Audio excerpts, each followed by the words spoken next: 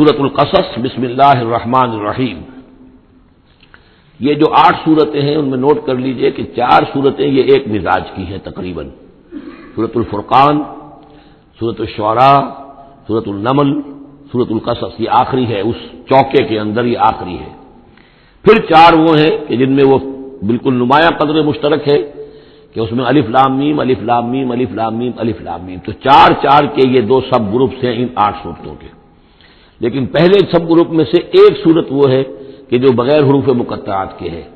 باقی 2 تاسین میم سے، ایک تاسین سے. اور ایک نقطہ یہ نوٹ کر لیجئے کہ اکثر و بیشتر صورتیں جو آئی ہیں طٰہٰ، سورہ طٰہٰ جو ہے اس میں توئے آئی ہے شروع میں، اور اس میں بھی اکثر و بیشتر حصہ حضرت موسیٰ علیہ السلام کے واقعات پر مشتمل ہے. یہ تاسین میم تاسین، ان میں بھی آپ نے حضرت موسیٰ کا ذکر جو ہے ہر صورت کے اندر موجود ہے. تو اس میں اشارہ کیا ہے بعض حضرات نے کہ حروف مقطعات جو ہیں ان کی ایک توجیہ یہ بھی کی گئی ہے کہ یہ جو حروف ہیں اب عربی اور عبرانی زبان کے، یہ چیزوں کی اشکال سے اخذ کیے گئے ہیں. بعض زبانوں کے حروف جو ہیں وہ آوازوں پر مبنی ہیں، اور بعض کے جو ہے جیسے چینی زبان ہے وہ بھی چیزوں کی شکلوں سے ان کے الفابیٹس بنے ہیں. تو عبرانی اور عربی کے بھی جو ہے وہ اصل میں چیزیں یا اشیاء، ان کی شکلوں سے انہوں نے حروف اپنے اخذ کیے ہیں. مثلا توئے کو وہ لکھتے ہیں سانپ کی طرح، اگر جو ناگ جو ہے اس نے پھر اٹھایا ہوا ہے اور نیچے کنڈلی ماری ہوئی ہے، یہ توئے ہے. تو تو جو ہے وہ گویا کہ سانپ کی علامت ہے. نون جو ہے وہ مچھلی کی علامت ہے. نون یوں کر کے اور ایک طرف اس کے نقطہ ڈال دے تو بالکل مچھلی، آپ نے کبھی دیکھا ہوگا تو اکثر و بیشتر جو بھی ڈرائنگز ہوتی ہیں، پینٹنگز ہوتی ہیں، وہ مچھلی کی شکل نون کی ہے، اسی لیے ذن نون کہا گیا، مچھلی والا. اور قرآن مجید میں ایک سورت ہے سورہ نون جس کا اختتام ہوتا ہے حضرت یونس علیہ السلام کے ذکر پر کہ جو مچھلی کے پیٹ میں جن کو اللہ نے پہنچا دیا تھا. تو اس اعتبار سے حروف مقطعات میں سے بعض چیزیں جو ہے مناسبت والی نظر آتی ہیں. تو یہ جو صورتیں ہیں سورہ شعراء اس میں بڑی تفصیل کے ساتھ آیا ہے. سورہ طٰہٰ میں وہ تو میں آپ کو بتا چکا ہوں کہ 8 میں سے 5 رکوع پورے حضرت موسیٰ علیہ السلام کے حالات پر ہیں. اسی طرح اب جو صورت یہ آ رہی ہے سورہ قصص، اس میں بھی حضرت موسیٰ علیہ السلام کے حالات اس میں ذرا اور پہلے کے ہیں. ہم اس سے پہلے پڑھ چکے ہیں کہ جب مدین سے واپس آ رہے تھے تو آپ کو نبوت ملی ہے،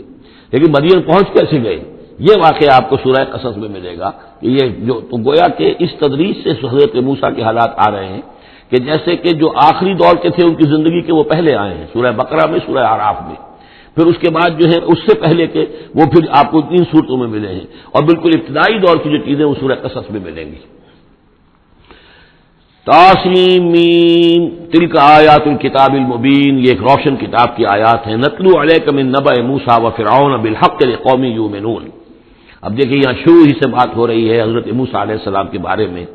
ہم سناتے ہیں آپ کو کچھ احوال موسیٰ کے اور فرعون کے، بالحق، حق کے ساتھ، لقوم یؤمنون، ان لوگوں کے لیے جو ایمان لاتے ہیں یا ایمان لائیں یا ایمان والے ہیں. ان فرعون علا فی الارض، یقیناً فرعون نے بہت سرکشی کی تھی زمین میں، بہت ادھم مچایا تھا. وجعل اہلہا شیعا، اور زمین میں بسنے والوں کو اس نے طبقات میں یا گروہوں میں تقسیم کر دیا تھا، حاکم اور محکوم. ایک قوم جو ہے قبطی وہ حاکم تھی اور بنی اسرائیل محکوم. یستضعف طائفۃ منہم، اس نے دبایا ہوا تھا نیچے ایک گروہ کو، بنی اسرائیل کو دبایا ہوا تھا اور شدید ان کے اوپر جو ہے سختیاں ہو رہی تھیں. یذبح ابناءہم، ان کے بیٹوں کو ذبح کر دیتا تھا. ویستحیی نساءہم، اور زندہ رکھتا تھا ان کی عورتوں کو. انہ کان من المفسدین، یقیناً وہ فساد مچانے والوں میں سے تھا. ونرید ان نمن علی الذین استضعفوا، اور ہم نے یہ ارادہ کیا کہ ہم احسان کریں ان پر کہ جو دبا لیے گئے ہیں، جنہیں ستایا جا رہا ہے، دبایا جا رہا ہے، پیسا جا رہا ہے، جن پر ظلم ہو رہا ہے، ہم ان پر احسان فرمائیں.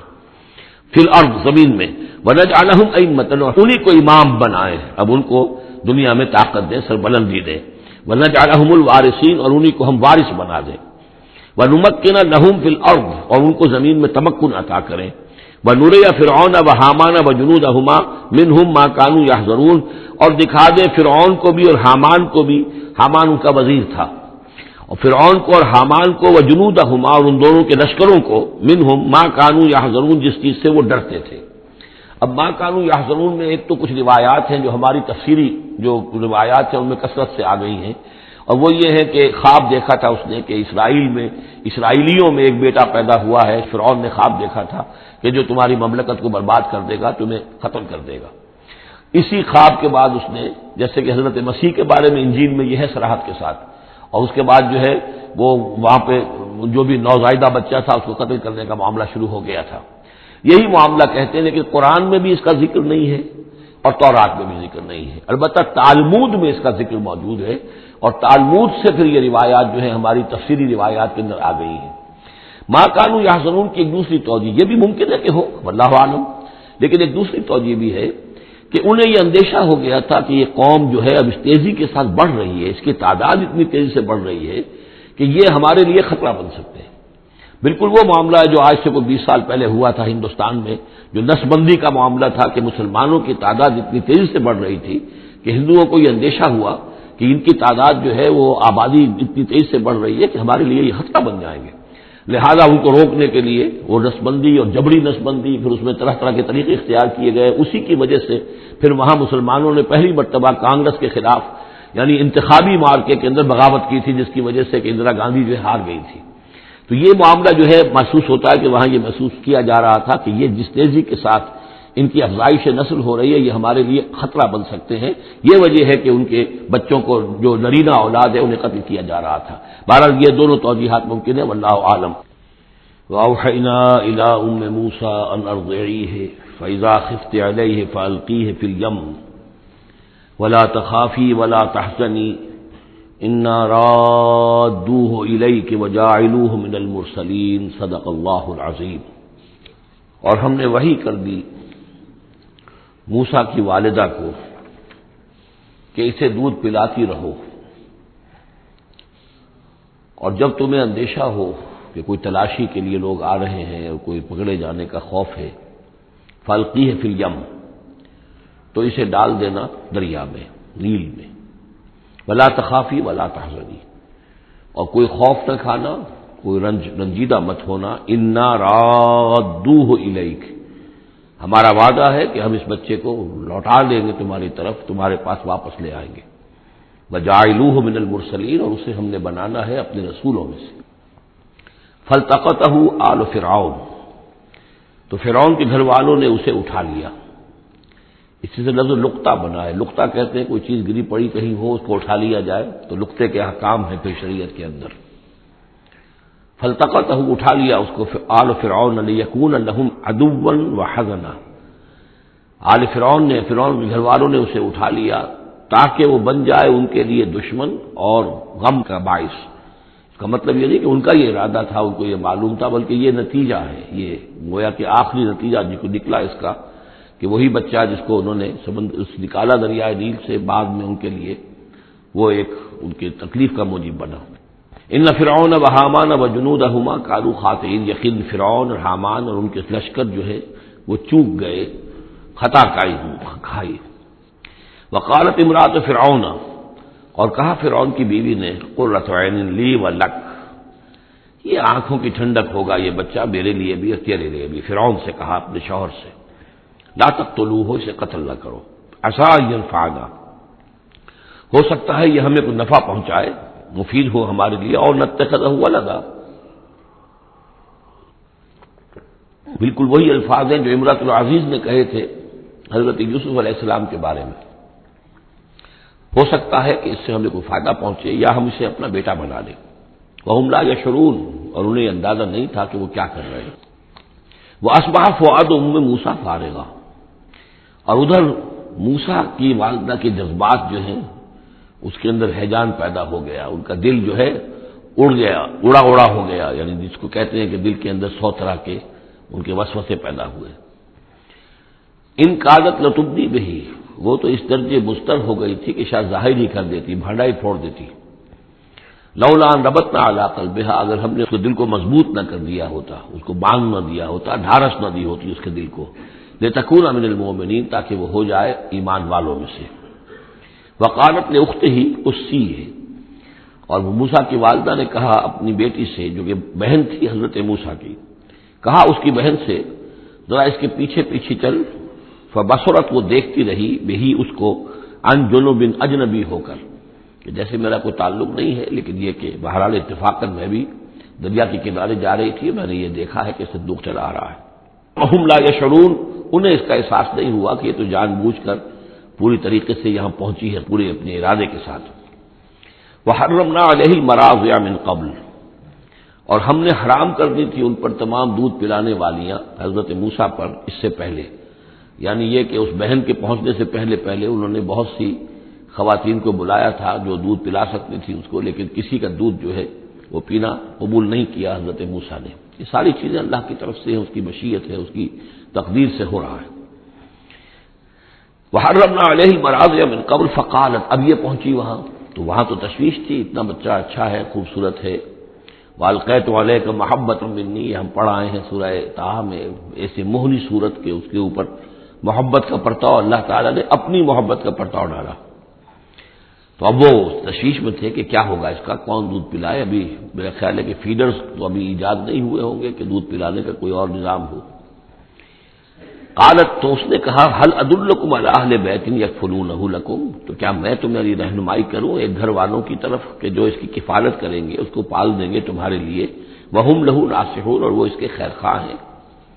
فرددناہ الی امہ کی تقر عینہا، تو ہم نے لوٹا دیا اسے اس کی والدہ کی گود میں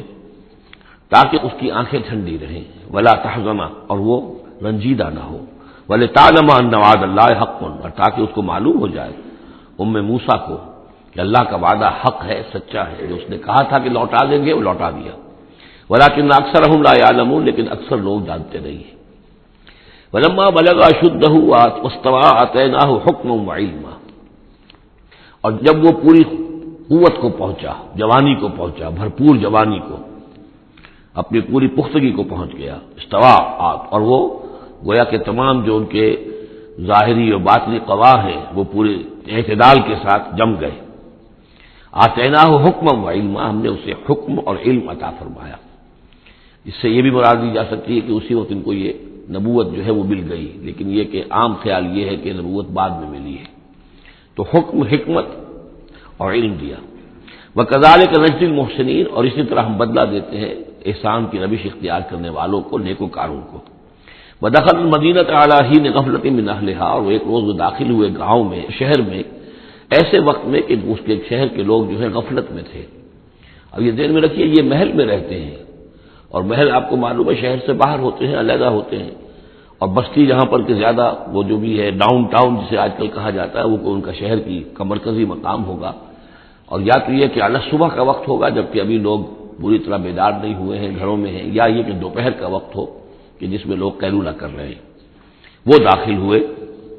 دخل المدینۃ علی حین غفلۃ من اہلہا، جبکہ اس کے آپ لوگ جو ہیں وہ غفلت میں تھے۔ فوجد فیہا رجلین یقتتلان، تو پایا اس میں دو اشخاص کو لڑتے ہوئے۔ ھذا من شیعتہ، یہ اس کی قوم میں سے تھا ایک، یعنی ایک تو تھا اسرائیلی، وھذا من عدوہ، اور دوسرا تھا کہ جو اس کے دشمنوں میں سے تھا، یعنی وہ قبطی تھا۔ فاستغاثہ الذی من شیعتہ، تو مدد مانگی اور دہائی دی اس شخص نے جو موسیٰ کی قوم میں سے تھا، علی الذی من عدوہ، اس کے مقابلے میں کہ جو دشمن قوم سے تعلق رکھتا تھا۔ فوقظہ موسیٰ، تو حضرت موسیٰ نے اس کی مدد کے لیے اقدام کیا اور ایک مکہ رسید کیا اس کو، فقضى علیہ، اور اس کا کام تمام کر دیا، اس ایک ہی ضرب سے وہ شخص ہلاک ہو گیا۔ قال ھذا من عمل الشیطان، اب تنبہ ہوا کہ یہ تو شیطان کا معاملہ ہو گیا، شیطان کا عمل ہوا۔ انہ عدو مضل مبین، ان کی نیت قتل کرنے کی نہیں تھی، لیکن یہ ہے کہ وہ ضرب ایسی شدید لگی کہ وہ مر گیا۔ انہ یقیناً شیطان جو ہے وہ تو دشمن ہے اور گمراہ کرنے والا ہے کھلا۔ قال رب انی ظلمت نفسی فاغفر لی فغفر له، انہوں نے عرض کیا اللہ سے، پروردگار میں نے ظلم کیا اپنی جان پر، پس مجھے بخش دے، اور پس اللہ نے اسے بخش دیا۔ انہ هو الغفور الرحیم، یقیناً وہ غفور ہے اور رحیم ہے، بخشنے والا، رحم فرمانے والا۔ قال رب بما انعمت علی فلن اکون ظہیرا للمجرمین، تو اب انہوں نے وعدہ کیا پروردگار تو نے جو مجھ پر انعام فرمایا اور مجھے بخش دیا ہے تو میں اب آئندہ کبھی بھی مددگار نہیں بنوں گا کسی بھی مجرم کا، کسی غلط کار شخص کا۔ فاصبح فی المدینۃ خائفا یترقب، اب صبح کے وقت ان پر جو ہے شہر کے اندر، وہ صبح ہوئی انہیں، صبح کو جب اٹھے، خائفا، اب خوف طاری تھا کہ مجھ ایک شخص قتل ہو گیا ہے، کس نے قتل کیا ہے، بہت کافی دھوم مچی ہوئی ہوگی کس نے قتل کیا ہے، قاتل کون ہے۔ اب یہ کہ راز کھل نہ جائے، لوگوں کو معلوم نہ ہو جائے، خائفا یترقب، خوف زدہ بھی تھے اور ادھر ادھر دیکھ رہے تھے چوکنے ہو کر کہ کہیں سے کوئی آہٹ، کوئی کسی جگہ سے کوئی ایسی بات تو نہیں آ رہی کہ میرا جرم معلوم ہو گیا ہو۔ فَإِذَا الَّذِي اسْتَنصَرَهُ بِالْأَمْسِ يَسْتَصْرِخُهُ، تو اچانک دیکھا کہ وہی شخص جس نے کل ان سے مدد مانگی تھی وہ پھر چلا رہا ہے، فریاد کر رہا ہے کہ میری مدد کیجیے۔ قال له موسیٰ انک لغوی مبین، حضرت موسیٰ علیہ السلام نے فرمایا کہ مجھے معلوم ہوتا ہے کہ تم ہی زیادہ شریر ہو، صریح۔ کل بھی تمہاری لڑائی ہو رہی تھی ایک قبطی کے ساتھ اور میرے ہاتھوں وہ قبطی مارا گیا بغیر میرے کسی ارادے کے، آج پھر تم نے ایک جھگڑا مول لے رکھا ہے، تو معلوم ہوتا کہ تم ہی ہو غوی، حد سے بڑھنے والے، اور مبین کھلم کھلا۔ فلما اراد ان یبطش بالذی هو عدو لهما، یہ بات تو کہی اس اسرائیلی سے، لیکن کوشش یہ کی، ارادہ کیا کہ دوسرا جو دشمن قوم سے تھا اس کو پکڑ لیں، یعنی جو زیادتی کر رہے تھے، اب مارا نہیں لیکن پکڑنے کے لیے، تاکہ وہ شخص جو ہے اسرائیلی کو مار نہ سکے، تو اس کو پکڑے، آگے جب بڑھے کہ اس کو پکڑے۔ وہ یہ شخص سمجھا اس اسرائیلی کی غالباً مجھے سزا دینے کے لیے آ رہے ہیں، جو کہا یہ تھا کہ انک لغوی مبین، تو چونکہ اس الفاظ اس کی طرف تھے اور پکڑ رہے تھے اس کو، اس نے سوچا کہ مجھے پکڑنے کے لیے اقدام کر رہے ہیں۔ قال یا موسیٰ، اب وہ خود بول اٹھا، چیخ اٹھا، اس نے کہا اے موسیٰ ترید ان تقتلنی، کیا تم چاہتے ہو کہ مجھے قتل کر دو، کما قتلت نفسا بالامس، جیسے کہ تم نے ایک جان کو کل قتل کر دیا تھا۔ گویا کہ خود اس نے بھانڈا پھوڑ دیا کہ وہ کل جو قتل ہوا تھا وہ اصل میں موسیٰ علیہ السلام کے ہاتھوں ہوا۔ ان ترید الا ان تکون جبارا فی الارض، اے موسیٰ واقعتاً تمہارا جو ارادہ ہے وہ صرف یہ ہے کہ تم زمین میں زبردستی تم بڑے یہاں پر جابر بن جاؤ، وما ترید ان تکون من المصلحین، اب چونکہ وہ شریر شخص تھا، خود بدماش تھا، چاہے اسرائیلی تھا، لیکن اس کا جو کردار سامنے آ رہا ہے وہ یہ ہے، وما ترید ان تکون من المصلحین، اور تم نہیں چاہتے کہ تم مصلحین میں سے بنو، اصلاح کرنے والوں میں سے۔ وجاء رجل من اقصى المدینہ یسعی، اب یہ کہ ہو سکتا ہے عین اسی وقت ایسا ہوا ہو یا کچھ دنوں کے بعد ہوا ہو، آیا ایک شخص دوڑتا ہوا مدینے کے پرے سے، اقصى المدینہ، مدینے کا جو دور کا حصہ تھا، وہی جیسا کہ میں نے عرض کیا ہوں کہ ان کے محلات اور بڑے بڑے سرداروں کے وہ تو باہر کے قرب ہوں گے اور وہیں پر فرعون کا محل بھی ہوگا، وہاں سے ایک شخص دوڑتا ہوا آیا، جاء رجل من اقصى المدینہ، شہر کے پرلے سرے سے ایک شخص آیا، یسعی دوڑتا ہوا، قال یا موسیٰ، اور اس نے یہ کہا کہ اے موسیٰ ان الملأ یأتمرون بک، یہ جو درباری لوگ ہیں، جو سردار ہیں قوم کے، وہ اس وقت مشورہ کر رہے ہیں تمہارے بارے میں لیقتلوک، کہ تمہیں قتل کر دیں، یعنی اب وہاں پر ہو رہی ہے، یہ قرارداد پیش ہو چکی ہے اور تمہارے قتل کے اوپر ان کا اتفاق ہونے والا ہے، یعنی یہ کہ اب یہ کھل بھی گیا کہ انہوں نے ان کے ہاتھوں ایک قبطی مارا گیا ہے۔ ویسے بھی وہ سمجھتے ہوں گے کہ یہ جو ہماری یہ غلام قوم کا ایک فرد جو ہے، ہم نے چونکہ اپنے ہاں ہی رکھ کر اسے پالا ہے تو اس کے اندر اتنی سرکشی پیدا ہو گئی ہے،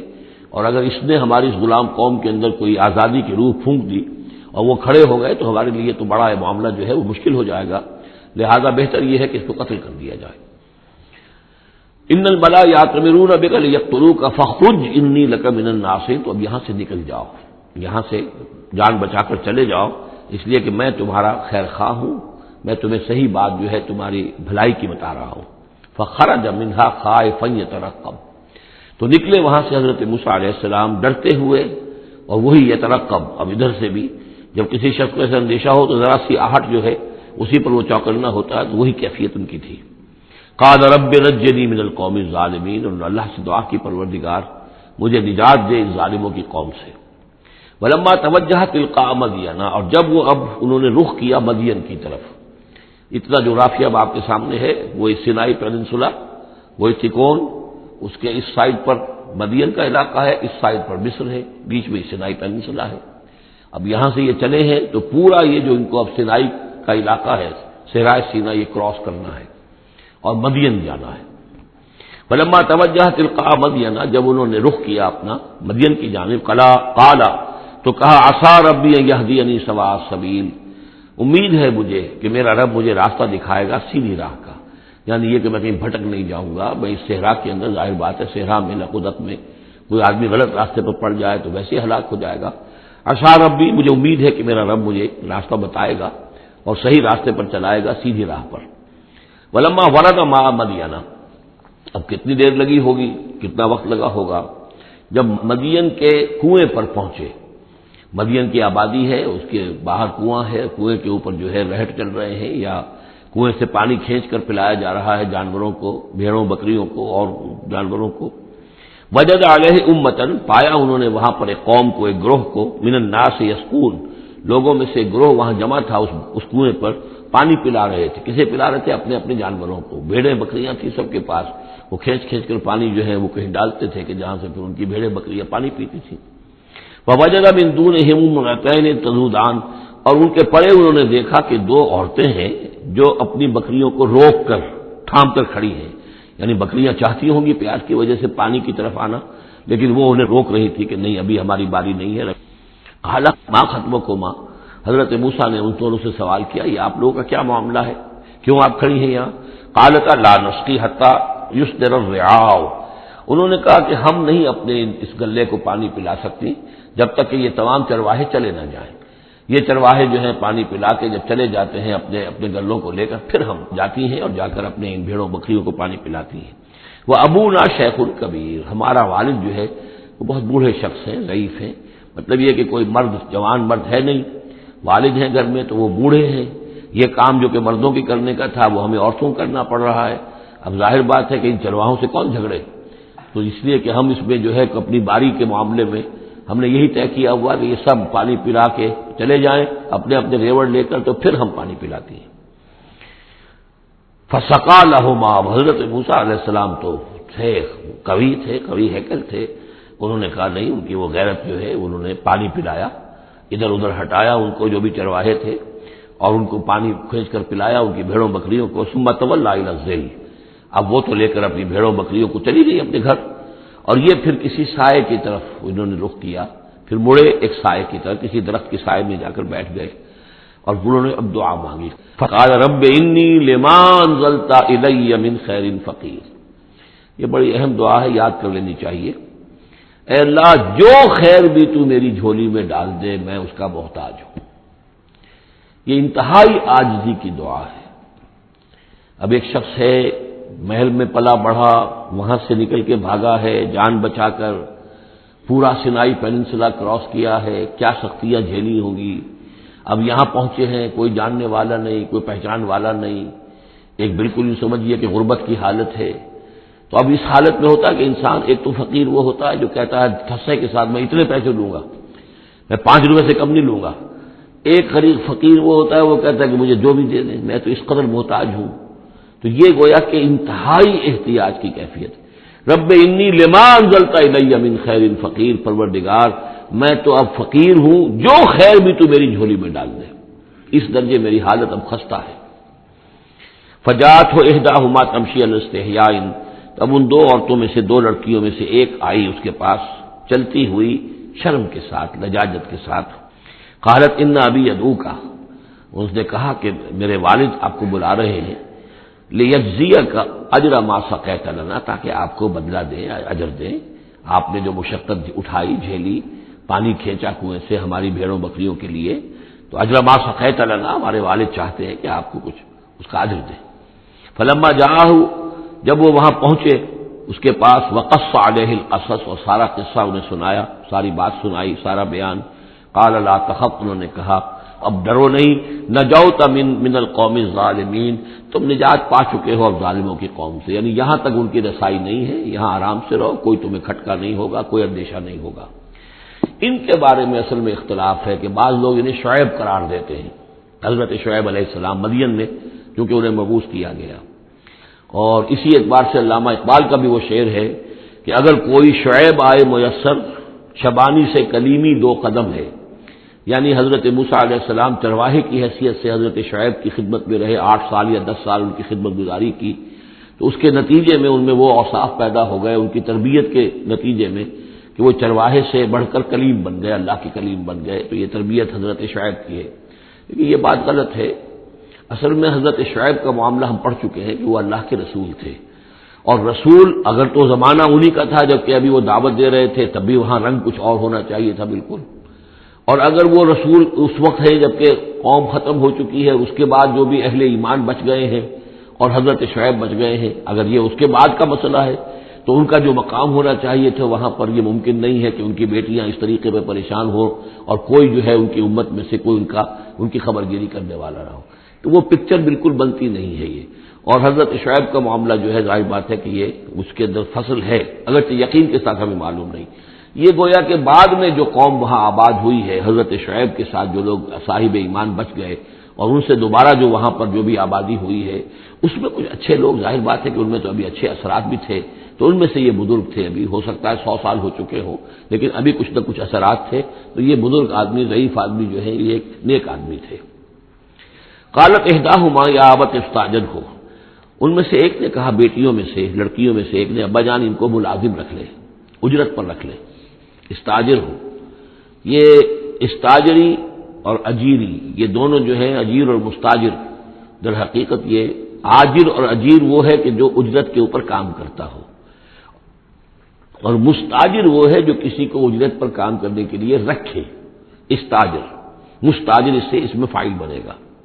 ہمارے ہاں عام طور پر غلط العام میں اجیر اور آجر کو یوں کہتے ہیں کہ آجر تو وہ ہے کہ جو کسی کو اجرت کے پر رکھے اور اجیر وہ ہے جو اجرت پر کام کرے. حالانکہ عربی میں ان دونوں کے معنی ایک ہی ہے، آجر اور اجیر، ایک اس میں فاعل ہے، ایک صفت مشبہ ہے، دونوں کا مفہوم ہے اجرت پر کام کرنے والا. اور جو اجرت پر کام لیتا ہے وہ مستاجر ہے. یا ابت استاجر ہو، ابا جان ان کو ملازم رکھ لیں. ان خیر من استاجرت القوی الامین، یقیناً بہترین آدمی جسے ملازم رکھا جائے وہی ہوتا ہے جو القوی ہو، طاقتور ہو. وہ دیکھ لیا تھا کہ حضرت موسیٰ علیہ السلام سے کوئی جو ہے وہ وہاں کے چرواہوں میں سے کسی نے الجھنے کی کوشش نہیں کی، وہ ڈر کے ادھر ادھر ہو گئے اور کسی نے جو ہے ان کو روکا نہیں. تو طاقت والے بھی ہیں اور امین ہیں. انہوں نے یہ مشاہدہ کر لیا تھا کہ کوئی بری نگاہ حضرت موسیٰ نے نہیں ڈالی ہوگی ان لڑکیوں پر. تو ظاہر بات ہے کہ اس معاملے میں تو عورت کا احساس بہت بیدار ہوتا ہے کہ کسی مرد کی نگاہ جو ہے کس قسم کی ہے جو اس پر پڑ رہی ہے. تو اسے چونکہ ذاتی تجربہ ہو چکا تھا کہ ان کے اندر وہ امانت پوری موجود ہے اور کسی درجے میں بھی نگاہ کی خیانت بھی ان میں نہیں ہے. تو جس شخص کی نگاہ میں خیانت نہیں ہے وہ اور کسی معاملے میں کیا خیانت کرے گا. کہ قالت احداہما یا ابت استاجر ہو ان خیر من استاجرت القوی الامین، ابا جان ان کو ملازم رکھ لیجئے، اس لیے کہ ملازمت کے لیے بہترین شخص وہی ہوتا ہے جو طاقتور بھی ہو، کام کر سکے خوب، اور یہ کہ امین ہو، اعتبار کے قابل ہو. قال انی اريد ان انکحک احدی ابنتی ہاتین، انہوں نے کہا وہ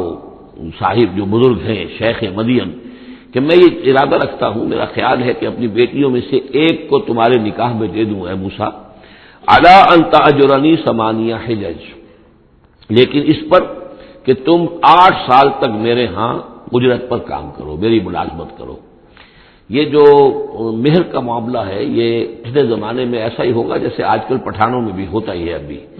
کہ وہ مہر جو ہے وہ والدین لے لیتے ہیں رقم جو ہے، گویا کہ وہ اس لڑکی کو جو پالا ہے پوسا ہے تو یہ در حقیقت اس کا بدل ہے وہ جو لے رہے ہیں کہ ہم نے اس کو پالا پوسا آپ تمہارے حوالے کر رہے ہیں تو ہمیں اس کی رقم دو. جبکہ اسلام میں آ کر اس کو بدل دیا گیا ہے، مہر جو ہے لڑکی کا حق ہے، وہ اس کے والدین کا حق نہیں ہے. البتہ اس وقت معلوم ہوتا ہے کہ رواج یہی تھا کہ چونکہ اپنی بیٹی نکاح میں دینے کے لیے تیار ہو رہے ہیں تو اس کے عوض اپنی ملازمت کروانا چاہتے ہیں کہ تم میری ملازمت کرو، میری خدمت کرو 8 برس تک، تو یہ گویا کہ بدل ہو جائے گا اس کا کہ میں اپنی ایک بیٹی کا نکاح تم سے کر دوں گا. فَإِنْ أَتْمَمْتَ عَشْرًا فَمِنْ عِنْدِكَ، اور اگر تم 10 سال کر دو تو یہ تمہاری طرف سے ہے، یہ گویا کہ تمہاری طرف سے ایک احسان ہوگا. 8 سال پورے کر دو، اس میں محنت کرو، یہاں مزدوری کرو، میرے بھیڑوں بکریوں کو چراؤ اور گھر کے کام کرو، تو پھر میں اپنی بیٹی تمہارے حوالے کر دوں گا، اس کا نکاح کر دوں گا تم سے. یا یہ کہ 10 سال کر دو تو یہ تمہاری طرف سے اضافی بات ہوگی. وما اريد ان اشق عليك، اور ساتھ یہ بھی دیکھ لو میں تم پر کوئی سختی کرنے کا ارادہ نہیں رکھتا، یعنی تمہیں جو ملازم رکھ رہا ہوں تو ایسا نہیں کہ بہت بھاری کام تم پر ڈالوں گا، میں تمہیں مشقت میں ڈالنا نہیں چاہتا. ستجدنی انشاءاللہ من الصالحین، تم انشاءاللہ مجھے پاؤ گے کہ میں نیک انسان ہوں، صحیح ہوں، راست باز ہوں، اور جو معاملہ ہے معاملے کا کھرا آدمی ہوں. قال ذلك بینی و بینک، حضرت موسیٰ نے فرمایا ٹھیک ہے، یہ پھر میرے اور آپ کے درمیان یہ بات طے ہو گئی. ایم الاجلین قضیت، ان دونوں مدتوں میں سے جو بھی میں پوری کر دوں. 10 سال کا آپ تقاضا نہیں کر سکتے، تقاضا 8 سال کا ہوگا. ویسے یہ کہ میں چاہوں تو 10 سال پورے کر دوں لیکن وہ میری آپشن پر ہوگا. ایم الاجلین قضیت فلا عدوان علی، پھر مجھ پر کوئی زیادتی نہ ہو. واللہ علی ما نقول وکیل، اور جو کچھ ہم کہہ رہے ہیں اللہ اس پر وکیل ہے، اللہ ہی اس کا ذمہ دار ہے. فلما قضا موسیٰ الاجل، جب موسیٰ نے وہ مدت پوری کر دی، وسارا بأہلہ ہی، اب وہ اپنے گھر والوں کو لے کر چلے، اب مصر کی طرف واپس لوٹ رہے ہیں کہ اب اتنا عرصہ بیت گیا ہے، 10 سال ہو گئے یا 8 سال ہو گئے، 9 سال ہو گئے، اب بہرحال وہ معاملہ بھی ٹھنڈا پڑ چکا ہوگا، وہاں پر قتل وغیرہ کا کیا حالات وہاں ہوئے یہ بھی معلوم نہیں ہے۔ بہرحال وہ چلے ہیں واپس، سارا بأہلہ ہی لے کر چلے اپنے گھر والوں کو، یعنی اپنی اہلیہ کو۔ آنس من جانب طور نارا، انہوں نے پہاڑ کے ایک طرف ایک سائڈ پر طور کے انہوں نے آگ دیکھی۔ قال لأہلہم کثوا، انہوں نے کہا اپنے گھر والوں سے کہ ذرا یہاں انتظار کرو، ٹھہرو، انی آنست نارا، میں نے آگ دیکھی ہے، لعلی آتیکم منہا بخبر، ہو سکتا ہے کہ میں وہاں سے یہاں جاؤں اور وہاں سے کوئی خبر لے کر آؤں، یعنی یہ کہ راستے کے بارے میں معلومات صحیح کہ کہیں ہم بھٹک تو نہیں گئے، ہم کدھر جا رہے ہیں، او جذوۃ من النار، یا پھر میں آگ کا ایک انگارہ لے آؤں وہاں سے، لعلکم تصطلون، تاکہ اس سرد رات میں یہاں ہم آگ جلا لیں، اور یہ کہ اس سے کہ آپ لوگ جو ہے وہ سینک سکے۔ فلما اتاها نودی من شاطئ وادی الایمن فی البقعۃ المبارکۃ من الشجرۃ، تو جب وہ وہاں پہنچے تو ندا آئی، میدان کے داہنے کنارے، جو برکت والا میدان تھا اس کے داہنے کنارے سے ایک خاص جھنڈ میں سے آواز آئی، مبارکہ کہ جو بہت برکت والا تھا، من الشجرۃ، شجر کے درخت کے جھنڈ میں، ان یا موسیٰ انی انا اللہ رب العالمین، کہ اے موسیٰ میں اللہ ہوں تمام جہانوں کا پروردگار، وان الق عصاک، اور یہ ہم پڑھ چکے ہیں کئی مرتبہ یہ چیزیں، اب ڈال دو زمین پر اپنی لاٹھی، فلما رآہا تہتز کانہا جان، جب انہوں نے دیکھا کہ وہ تو حرکت کر رہی ہے جیسے کہ سانپ ہو، ولا مدبرا ولم يعقب، یہی وہاں پہ آ چکا، سورۃ النمل میں بھی آ چکا ہے۔ تو موسیٰ علیہ السلام جو ہے وہاں سے پیٹھ موڑ کر بھاگے اور انہوں نے پیچھے مڑ کر نہیں دیکھا۔ یا موسیٰ اقبل، اللہ نے فرمایا اے موسیٰ نہیں، آؤ، اقبل ولا تخف، اور ڈرو نہیں، انک من الآمنین، یقیناً تم بالکل امن میں ہوگے، تمہیں کوئی غضب نہیں پہنچے گا۔ اسلک یدک فی جیبک، اور اپنا ہاتھ جو ہے ذرا اپنے گریبان میں ڈالو، تخرج بیضاء من غیر سوء، وہ نکلے گا سفید ہو کر بغیر اس کے کہ اس میں کوئی بیماری ہو یا اس میں کوئی اور برائی پیدا ہو۔ وَاضْمُمْ إِلَيْكَ جَنَاحَكَ مِنَ الرَّهْبِ، اور اگر کبھی تمہیں کوئی خوف لاحق ہو تو ذرا اپنے بازو کو اپنی بغل کے ساتھ اچھی طرح جوڑ لینا۔ یہ گویا کہ کوئی خاص ترکیب بتائی گئی ہے کہ اس طریقے سے خوف کے اثرات جو ہیں وہ زائل ہو جائیں گے۔ فَذَانِكَ بُرْهَانَانِ مِن رَّبِّكَ، باقی وہ دو جو ہیں وہ ہم نے تمہیں برہانے دی ہیں، جو یہ دلیلیں دی ہیں، نشانیاں دی ہیں، معجزے دیے ہیں۔ فَذَانِكَ بُرْهَانَانِ مِن رَّبِّكَ إِلَىٰ فِرْعَوْنَ وَمَلَئِهِ، کہ اب تم فرعون اس کے سرداروں کے پاس جاؤ، انہم کانوا قوما فاسقین، یقیناً وہ ایک فاسق اور فاجر اور سرکش قوم بن گئے ہیں۔ قال رب انی قتلت منہم نفسا، حضرت موسیٰ نے عرض کیا پروردگار میں نے ان کی قوم کے ایک شخص کو قتل کر دیا تھا، فاخاف ان یقتلون، مجھے تو اندیشہ یہ ہے کہ جیسے ہی میں وہاں جاؤں گا وہ مجھے قتل کر دیں گے۔ یعنی ایک تو یہ کہ میں خاموشی سے جاؤں، جا کر کہیں چھپ جاؤں، کہیں پتہ بھی نہ چلے کہ موسیٰ آ گئے، کہاں آ گئے، کہیں جا کر آباد ہو جاؤں، ایک یہ کہ میں جاؤں اور فرعون کے ہاں جاؤں اور جا کر وہاں پیغام پیش کروں، تو اس میں تو مجھے اندیشہ یہ ہے کہ فوری طور پر مجھ پر مقدمہ قائم ہوگا اور مجھے قتل کر دیا جائے گا۔ وہ آخی ہارون ہو، اور میرا جو بھائی ہارون ہے، میرے بڑے بھائی، ہوا افصح منی لسانا، ان کی زبان مجھ سے زیادہ صاف ہے، وہ گفتگو کرنے میں زیادہ مہارت رکھتے ہیں، فارسلہ معیا، تو انہیں بھی میرے ساتھ بھیج دیجئے، ردءً، میری مدد کے لیے، یصدقونی، تاکہ وہ میری تصدیق کرے، انی اخاف ان یکذبون، مجھے اندیشہ ہے کہ وہ مجھے جھٹلائیں گے۔ قال سنشد عضدک باخیک، اللہ تعالیٰ نے فرمایا ٹھیک ہے ہم تمہارے بازو کو مضبوط کریں گے تمہارے بھائی کے ذریعے سے، وَنَجْعَلُ لَكُمَا سُلْطَانًا، اور ہم تمہارے لیے دونوں کے لیے ایسا روب تمہارے اندر پیدا کر دیں گے، فَلَا يَصِلُونَ إِلَيْكُمَا، کہ وہ تمہاری طرف آگے بڑھ نہیں سکیں گے، تمہاری طرف تمہیں ہاتھ نہیں لگا سکیں گے۔ یعنی یہ بھی جیسے کہ ایک وقت میں ہم نے تمہارے چہرے پر ایسی محبت کا پرتو ڈال دیا تھا کہ کوئی آپ کو قتل نہیں کر سکا، اسی طریقے سے اب ہم ایک ایسا روب جو ہے آپ کی شخصیت کے اندر، تمہاری شخصیت جو ہے پیدا کر دیں گے تم دونوں کی، کہ کوئی شخص تمہارے خلاف کوئی اقدام نہیں کر سکے گا۔ بے آیاتنا انتما ومن اتبعکم الغالبون، اور یقیناً ہماری آیات کی بدولت تم دونوں اور جو بھی تم دونوں کی پیروی کریں گے وہی غالب رہیں گے۔ فلما جاءوا موسیٰ بآیاتنا، تو جب موسیٰ پہنچے ان کے پاس ہماری آیات کے ساتھ، بینات، روشن آیات لے کر، قالوا ما ھذا الا سحر مفترى،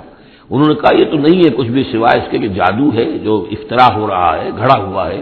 وما سمعنا بہذا فی آبائنا الاولین، اور ہم نے ایسی کوئی بات اپنے پہلے آباء و اجداد میں نہیں سنی۔ نئی بات لے کر آئے ہو کہ اللہ جو ہے اس کائنات کا خالق، اس نے کسی کو رسول بنا کر بھیجا ہے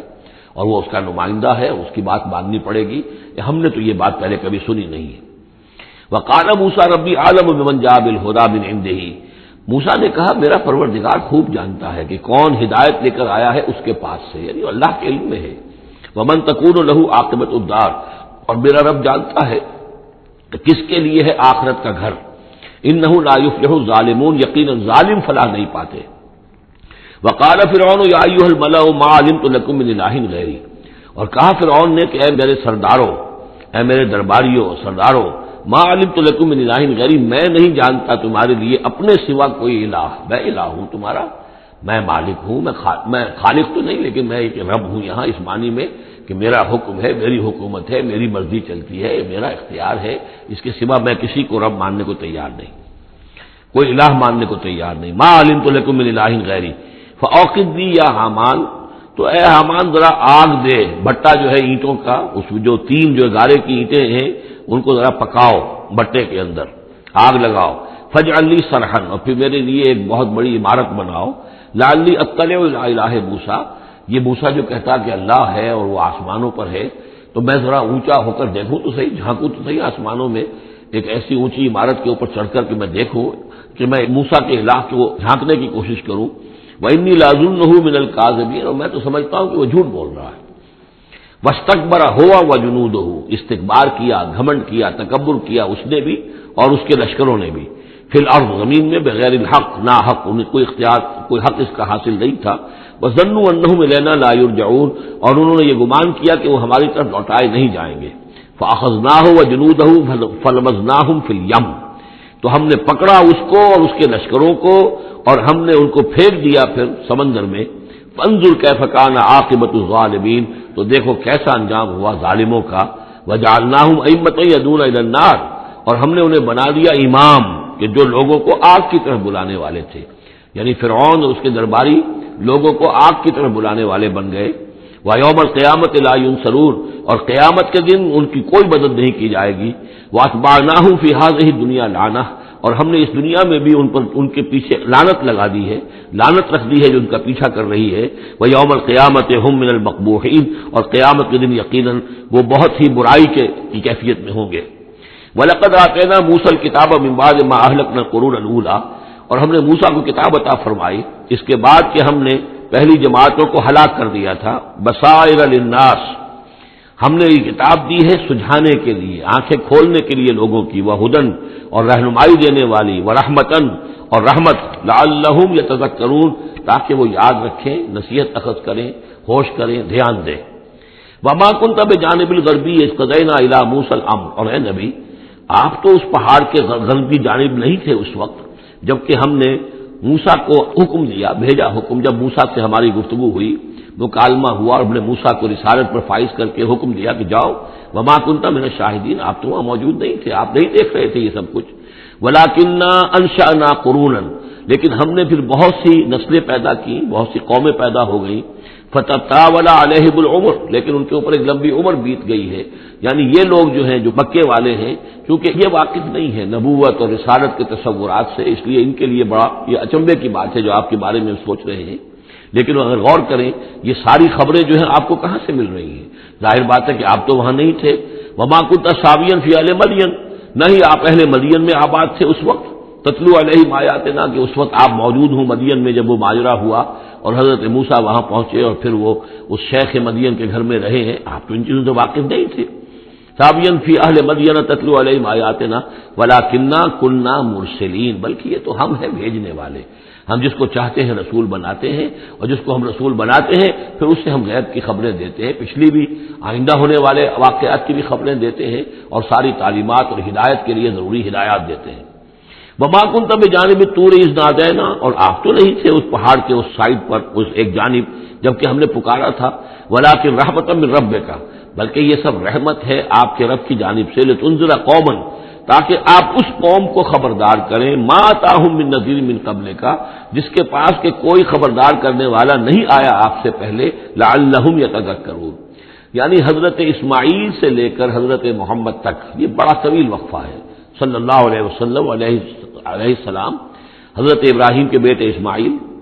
اب ان کے ساتھ حضرت اسحاق تھے ان کے دوسرے بیٹے، ان کے ساتھ تو یہ کہ نبوت کا سلسلہ چلتا رہا، اور وہ یہ کہ 1400 برس تو ایسے ہیں کہ کوئی ایک لمحہ بھی ایسا نہیں تھا کہ نبی نہ ہو. ان کے پاس کتابیں تھیں، ان کے پاس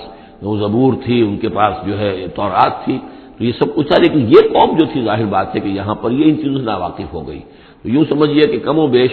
3000 برس بیت گئے تھے کہ ان کے پاس کوئی نبی نہیں، کوئی رسول نہیں، کوئی اس کی بات کوئی کتاب نہیں. تو اب ہم نے یہ چاہا کہ آپ ان کو لتنذر قوما ما آتاہم من نذیر، اس قوم کو آپ خبردار کریں کہ جس کے پاس آپ سے پہلے من قبل کا کوئی نذیر نہیں آیا، کوئی ڈر سنانے والا، کوئی خبردار کرنے والا، لعلہم یتذکرون، شاید کہ وہ نصیحت حاصل کریں. ولولا ان تصیبہم مصیبۃ بما قدمت ایدیہم، اور اتنی بات کے لیے کہ ان کے اوپر کوئی مصیبت نہ آ جائے ان کے تمام اعمال کی وجہ سے، فیقولوا ربنا، اور اگر مصیبت آ جاتی، لولا ان تصیبہم مصیبۃ بما قدمت ایدیہم، یہ مضمون آ چکا ہے سورہ طٰہٰ میں بھی، کہ اگر رسول بھیجے بغیر ہماری طرف سے عذاب آ جاتا تو یہ عذر کرتے کہ صاحب ہمیں متنبع نہیں کیا گیا، ہمیں خبردار نہیں کیا گیا، ہم پر اتمام حجت نہیں کیا گیا، عذاب کیسے آ گیا. وَلَوْلَا أَن تُصِيبَهُم مُّصِيبَةٌ بِمَا قَدَّمَتْ أَيْدِيهِمْ فَيَقُولُوا رَبَّنَا لَوْلَا أَرْسَلْتَ إِلَيْنَا رَسُولًا، اگر کوئی مصیبت ان پر آ جاتی اس سے پہلے ان کے اپنے ہاتھوں کے کرتوتوں کی وجہ سے، تو یہ کہتے کہ پروردگار کیوں نہ تم نے بھیج دیا ہماری طرف کوئی رسول، فَنَتَّبِعَ آيَاتِكَ، کہ تیری آیات کی پیروی کرتے، وَنَكُونَ مِنَ الْمُؤْمِنِينَ، اور ہم تو ہو جاتے ایمان لانے والوں میں سے. فَلَمَّا جَاءَهُمُ الْحَقُّ مِنْ عِندِنَا، لیکن جب ان کے پاس آیا ہے یہ حق ہمارے پاس سے، قالوا لولا اوتی مثل ما اوتی موسیٰ، اب یہ کہہ رہے ہیں کہ کیوں نہیں دیا گیا ان کو جیسا کہ دیا گیا تھا موسیٰ کو، یعنی موسیٰ کو عصا دیا گیا، موسیٰ کو وہ ید بیضا دیا گیا، موسیٰ کو تورات لکھی ہوئی جو ہے وہ پتھر کی تختیوں پر دی گئی. لولا اوتی مثل ما اوتی موسیٰ، کیوں نہیں دیا گیا اس کو وہی کچھ اسی طرح کی چیزیں جو دی گئی تھی موسیٰ کو. اولم یکفروا بما اوتی موسیٰ من قبل، تو جو کچھ موسیٰ کو دیا گیا تھا پہلے کیا اس کے ساتھ لوگوں نے کفر نہیں کیا تھا؟ کیا ان آیات کو دیکھ کر فرعون ایمان لے آیا تھا؟ کیا اس کی پوری قوم ایمان لے آئی تھی؟ کیا وہ ہلاک نہیں ہو گئے تھے؟ قالوا سحران تظاہرا، انہوں نے یہ کہا کہ یہ تو دو جادو ہیں جنہوں نے آپس میں ایکا کر لیا ہے. ایک تو یہ کہ اس سے خیال ہوتا ہے کہ اس سے مراد یہ ہے کہ حضرت موسیٰ اور حضرت ہارون دونوں کو سحران یعنی ساحر کی بجائے کہا گیا یہ مجسم سحر ہیں، یہ دو سحر ہیں جنہوں نے گٹھ جوڑ کر لیا ہے ہمارے خلاف. لیکن یہ کہ اصل میں دوسری رائے یہ ہے کہ یہ اصل میں اب قول ہے مکے والوں کا کہ وہ یہ کہہ رہے ہیں کہ یہ دو جادو ہیں. جادو کون سے ہیں؟ ایک یہ قرآن جو محمد ہمارے سامنے پیش کر رہے ہیں، اور ایک تورات کہ جو اس سے پہلے موجود ہے. یہ دو جادو ہیں اور ان کا آپس میں گٹھ جوڑ ہے، اور یہ لوگ ایک دوسرے کی تائید کر رہے ہیں. قرآن جو ہے تائید کر رہا ہے تورات کی، موسیٰ کی، اور وہ موسیٰ اور دوسری کتاب جو ہے اس میں نشانیاں ہیں اور پیشن گوئیاں ہیں قرآن کی اور محمد کی صلی اللہ علیہ وسلم. تو سحران تظاہرا وقالوا انا بکل کافرون، ان کا کہ ہم تو دونوں کے انکار کر رہے ہیں، ہم نہ تورات کو مانتے ہیں اور نہ قرآن کو مانتے ہیں. قل فاتوا بکتاب من اللہ هو اہدی منہما، اب یہاں وہ بات بالکل واضح ہو گئی، یہاں مراد دو کتابیں ہیں. تو اے نبی ان سے یہ کہیے اچھا پھر کوئی اور کتاب لاؤ جو اللہ کی طرف سے آئی ہو، جو ان دونوں سے زیادہ ہدایت دینے والی ہو. اگر تورات کو بھی تم نہیں مانتے، اگر تم قرآن کو بھی نہیں مانتے، تو لاؤ نہ کوئی اور کتاب کوئی اللہ نے نازل کی ہو جو ان دونوں سے اہدا ہو، زیادہ ہدایت والی ہو. اہدا منہما اتبع ہو، میں اس کی پیروی کروں گا ان کنتم صادقین، اگر تم سچے ہو. یعنی یہ بات نوٹ کر لیجئے، یہ ایسے ہی ہے جیسے ایک جگہ آیا ہے قل ان کان للرحمن ولد فانا اول العابدین، آگے چل کر آ جائے گی یہ آیت کہ اگر رحمان کا واقعی کوئی بیٹا ہوتا تو سب سے پہلے میں پوچھتا اس کو. جب میں رحمان کی بندگی کرتا ہوں، رحمان کی پرستش کرتا ہوں، رحمان کو پوچھتا ہوں، تو اگر واقعی اس کا کوئی بیٹا ہوتا تو میں کیوں نہ پوچھتا. اسی طریقے سے اگر کوئی اور کتاب ہوتی تورات اور قرآن سے بڑھ کر ہدایت دینے والی تو میں اس کی پیروی کروں گا. میرے اندر تو کوئی عصبیت نہیں ہے کہ کسی ایک ہی چیز کو لے کر میں بیٹھ رہا ہوں، جو بھی اللہ کی طرف سے ہدایت نامہ آئے. فَإِن لَّمْ يَسْتَجِيبُوا لَكَ، تو اے نبی اگر یہ لوگ پھر آپ کی بات کو قبول نہ کریں، آپ کی اس دلیل کو تسلیم نہ کریں، فَاعْلَمْ، تو جان لیجئے انما یتبعون اہواءہم، کہ یہ لوگ صرف پیروی کر رہے ہیں اپنی خواہشات کی. ومن اضل ممن اتبع ہواہ، اور اس شخص سے بڑھ کر گمراہ اور بھٹکا ہوا کون ہوگا جو اپنی خواہش نفس کی پیروی کر رہا ہو بغیر ہدی من اللہ، بغیر اس کے کہ اس کے پاس اللہ کی طرف سے کوئی ہدایت نامہ ہو، اللہ کی طرف سے کوئی ہدایت اور رہنمائی ہو۔ ان اللہ لا یہدی القوم الظالمین، یقیناً اللہ تعالیٰ ایسے ظالم قوم کو ہدایت نہیں دیتا۔ وَلَقَدْ وَصَّلْنَا لَهُمُ الْقَوْلَ لَعَلَّهُمْ يَتَذَكَّرُونَ، اور ہم پے بپے بھیجتے رہے اپنے رسول، اور ان کے لیے ان کی دعوت آتی رہی تاکہ یہ نصیحت اخذ کریں۔ اور یہاں وصلنا سے مراد خاص طور پر سہران تظاہرہ بھی ہو سکتا ہے کہ یہ ایک سلسلہ ہے، سلسلۃ الذہب ہے،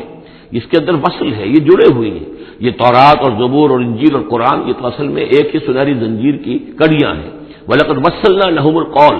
ہم نے اپنی اس بات کو، اپنی ہدایت کو، اپنی وحی کو اس طریقے سے جوڑا ہے ایک زنجیر کی شکل میں تاکہ یہ لوگ اس سے نصیحت اخذ کریں۔ الذین آتیناہم الکتاب من قبلہ ہم بہ یؤمنون، اور جن لوگوں کو ہم نے اس سے پہلے قرآن سے پہلے کتاب دی تھی، ان میں بھی وہ لوگ ہیں کہ جو اس پر ایمان رکھتے ہیں، جو دل سے مانتے ہیں کہ یہ اللہ کا کلام ہے۔ وَإِذَا يُتْلَىٰ عَلَيْهِمْ قَالُوا آمَنَّا بِهِ، اور جب انہیں یہ پڑھ کر سنایا جاتا ہے قرآن مجید، وہ کہتے ہیں ہم اس پر ایمان لائے۔ اِنَّهُ الْحَقُّ مِن رَّبِّنَا، یقیناً یہ ہمارے رب کی طرف سے حق ہے۔ اِنَّا كُنَّا مِن قَبْلِهِ مُسْلِمِينَ، ہم تو اس سے پہلے ہی اسلام لا چکے ہیں، یعنی ہم تو اس بات کو پہلے ہی تسلیم کر چکے ہیں۔ اولئک یؤتون اجرہم مرتین، یہ وہ لوگ ہیں جنہیں ان کا اجر دیا جائے گا دوہرا، دو مرتبہ، یعنی یہ کہ وہ سابقہ امت میں سے تھے، وہ بنی اسرائیل میں سے تھے یا نصارہ میں سے تھے، انجیل کو مانتے تھے، تورات کو مانتے تھے، اب انہوں نے قرآن کو بھی تسلیم کر لیا تو گویا کہ انہیں دوہرا اجر ملے گا۔ اولئک یؤتون اجرہم، ان کو دیا جائے گا ان کا اجر مرتین بما صبروا، ان کے صبر کے عوض ان کو دوہرا اجر ملے گا۔ ویدرؤون بالحسنۃ السیئۃ، اور ان کا طریقہ یہ ہے کہ وہ دفع کرتے ہیں اچھائی کے ذریعے سے برائی کو، مما رزقناہم ينفقون، اور جو کچھ ہم نے انہیں دیا اس میں سے خرچ کرتے ہیں۔ وَإِذَا سَمِعُوا اللَّغْوَ أَعْرَضُوا عَنْهُ وَقَالُوا لَنَا أَعْمَالُنَا وَلَكُمْ أَعْمَالُكُمْ، اور جب انہوں نے سنی لغو باتیں تو انہوں نے کہا، انہوں نے اعراض کیا اور کہا ہمارے لیے ہمارے اعمال ہیں اور تمہارے لیے تمہارے اعمال ہیں۔ اس کے پس منظر میں ایک واقعہ ہے، یہ آپ کو معلوم ہے کہ جو پہلی ہجرت ہوئی تھی تو وہ ابیسینیا کی طرف تھی، حبشہ کی طرف تھی، تو وہاں کچھ لوگ ایمان لے آئے تھے اور کچھ عرصے کے بعد وہاں سے ایک وفد آیا ہے حضور صلی اللہ علیہ وسلم سے ملاقات کے لیے۔ ظاہر بات ہے جو ایمان لائے ہیں اب ان کے دل میں کتنی خواہش ہوگی کہ حضور سے ملنے کے لیے آئیں۔ وہ کون تھے؟ وہ نصارہ تھے، عیسائی تھے، جیسے نجاشی، حضرت نجاشی رحمۃ اللہ علیہ۔ ہم انہیں صحابی نہیں مان سکتے اس لیے کہ حضور سے ملاقات نہیں ہوئی، لیکن تابعی تو ماننا پڑے گا کہ حضور کے صحابہ کو انہوں نے دیکھا ہے۔ یہ جتنے بھی صحابہ گئے تھے مکے سے ہجرت کر کے تو ان کو چونکہ دیکھا لہٰذا تابعی ہیں، ہم ان کے لیے رضی اللہ عنہ نہیں کہتے بلکہ ہم رحمۃ اللہ علیہ کہتے، تابعین میں سے۔ ان کی نماز جنازہ حضور نے غائبانہ نماز جنازہ صرف ایک ہے جو حضور نے پڑھائی ہے اور وہ حضرت نجاشی کی ہے۔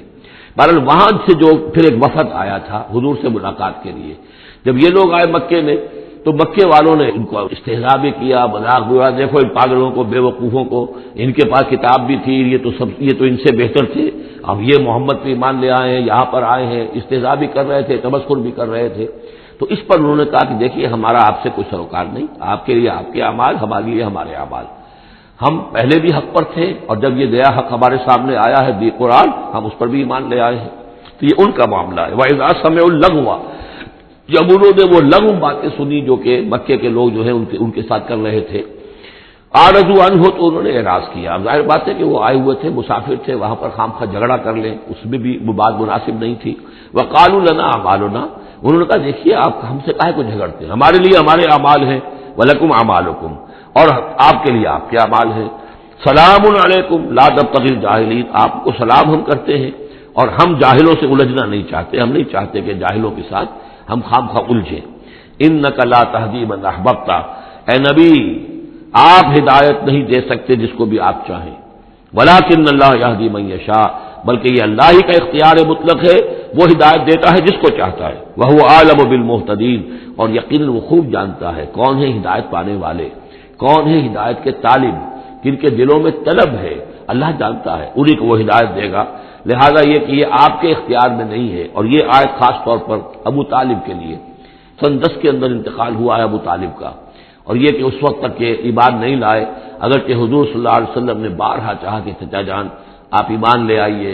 آپ میرے کان میں ہی کلمہ پڑھ دیجیے اشہد ان لا الہ الا اللہ واشہد ان محمد رسول اللہ، تاکہ میں اللہ کی گواہی دے سکوں، لیکن یہ کہ بہرحال وہ دنیا سے محروم گئے۔ لیکن یہ کہ میں ادب کے ساتھ ان کا نام اس لیے لے رہا ہوں کہ حضور پر یقیناً ان کا احسان ہے، اور حضور پر احسان ہے تو ہم سب پر احسان ہے، لہذا اس اعتبار سے نام جو ہے ان کا میں ادب ہی سے لے رہا ہوں۔ وقالوا ان نتبع الهدى معك، اور وہ یہ کہتے ہیں کہ اے محمد صلی اللہ علیہ وسلم اگر ہم آپ کے ساتھ ہدایت کی پیروی کریں،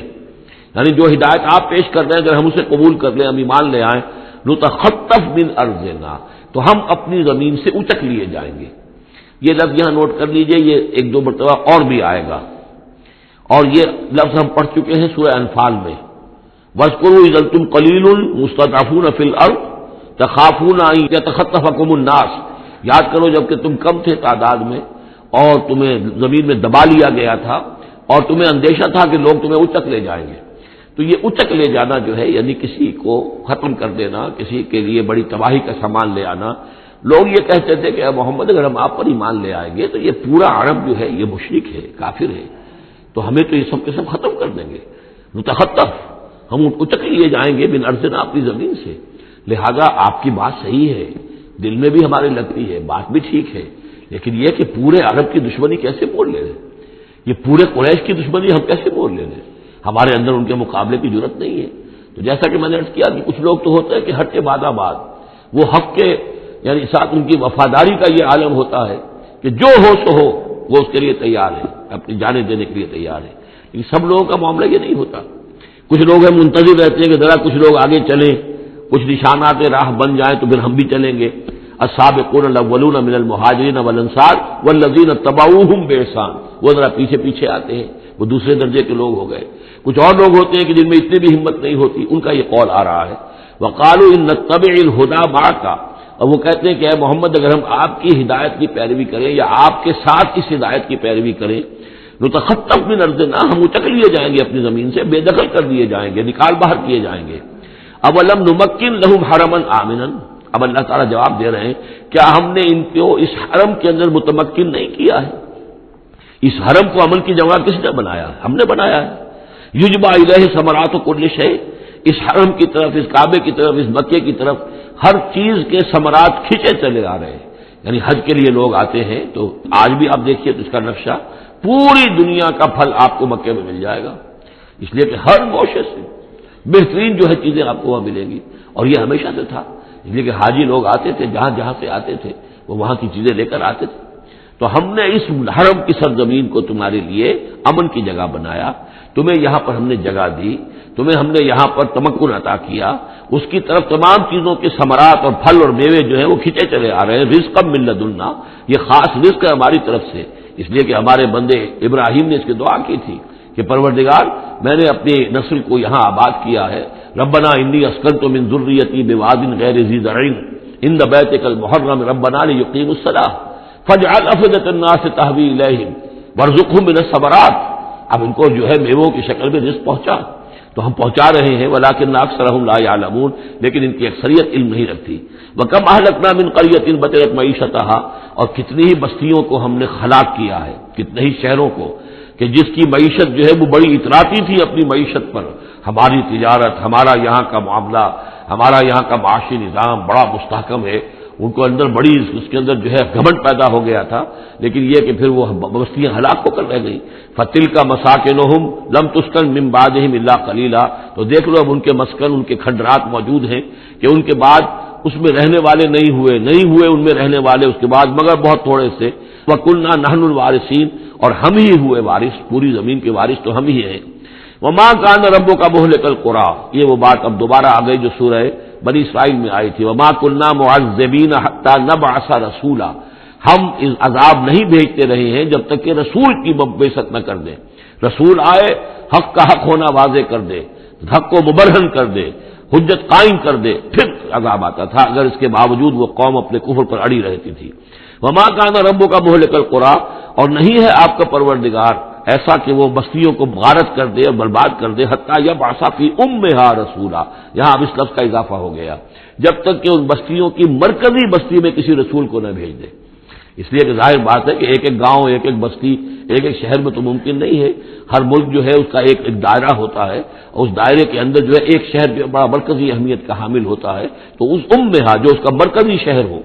اس کے اندر جب تک ہم رسول نہ بھیج دیں. اور رسول کیا کرتا تھا؟ یتلو علیہم آیاتنا، جو تلاوت کرتا تھا، سناتا تھا انہیں ہماری آیات. وما كنا مهلك القرى الا واهلها ظالمون، اور ہرگز ہم نہیں تھے بستیوں کو ہلاک کرنے والے مگر اس بنا پر کہ اس کے رہنے والے اس میں جو آباد تھے وہ ظالم تھے، گناہگار تھے، مشرک تھے اور کافر تھے. وما اوتیتم من شیء فمتاع الحیات الدنیا، تو جو بھی کچھ تمہیں دیا گیا ہے، جو بھی ساز و سامان تمہیں ملا ہے، جو بھی کچھ ملا ہے، وہ اس دنیا کی زندگی کا سامان ہے، برتنے کی چیزیں ہیں. وزینتها، اور اس کی زینت ہے. یہ دنیا کی زندگی بھی عارضی ہے اور یہ سامان بھی عارضی ہے. وما عند اللہ خیر وابقا، اور جان لو کہ جو اللہ کے پاس ہے وہ یقیناً بہت بہتر ہے اور باقی رہنے والا ہے، جس کو دوام ہے. افلا تعقلون، تو کیا تم عقل سے کام نہیں لیتے؟ افمن وعدناہ وعدا حسنا فهو لاقیہ، کیا بھلا وہ شخص جس سے کہ ہم نے اچھا وعدہ کیا ہے، جس سے کہ اس کی ملاقات ہوگی، اس کو اپنا وہ وعدہ مل جائے گا. اللہ نے جن جن چیزوں کا وعدہ کیا ہے اللہ تعالیٰ اس کو وہ چیزیں دے گا اور پہنچا دے گا. کمم متعناہ متاع الحیات الدنیا، کیا وہ اس جیسا ہو جائے گا جس سے ہم نے دنیا کی زندگی کا ساز و سامان دے دیا. ثم ہوا یوم القیامت من المحضرین، پھر وہ قیامت کے دن گرفتار ہو کر آ جائے. تو ایک وہ آدمی ہے کہ جو اللہ تعالیٰ کی رحمت کے سائے میں ہوں گے قیامت میں اور آخرت میں، اور ایک یہ کہ دنیا میں تو کچھ مزے کر لیے ہیں، گلچھرے اڑا لیے ہیں، عیش کر لیے ہیں، کوئی وہ چلت پھرت ان کی ہو گئی ہے، ان کی شہرتیں بھی ہو گئیں اور ان کے پاس کچھ عارضی طور پر کچھ اختیارات بھی آ گئے، لیکن پھر قیامت کے دن جو ہے وہ گرفتار ہو کر لائے جائیں گے بیڑیاں پہنائے ہوئے. وَيَوْمَ يُنَادِيهِمْ فَيَقُولُ أَيْنَ شُرَكَائِيَ الَّذِينَ كُنتُمْ تَزْعُمُونَ، اور جس دن کہ اللہ انہیں پکارے گا اور کہے گا کہ کہاں ہیں میرے وہ شرکاء جن کا کہ تمہیں زوم ہو گیا تھا، تمہیں گمان ہو گیا تھا، جن کے بارے میں تم سمجھتے تھے کہ وہ میرے شریک ہیں. قال الذين حق عليهم القول، تو وہ لوگ کہ جن کے جو عذاب کے قول کے مستحق ہو چکے، عذاب کے فیصلے کے مستحق ہو چکے، وہ کہیں گے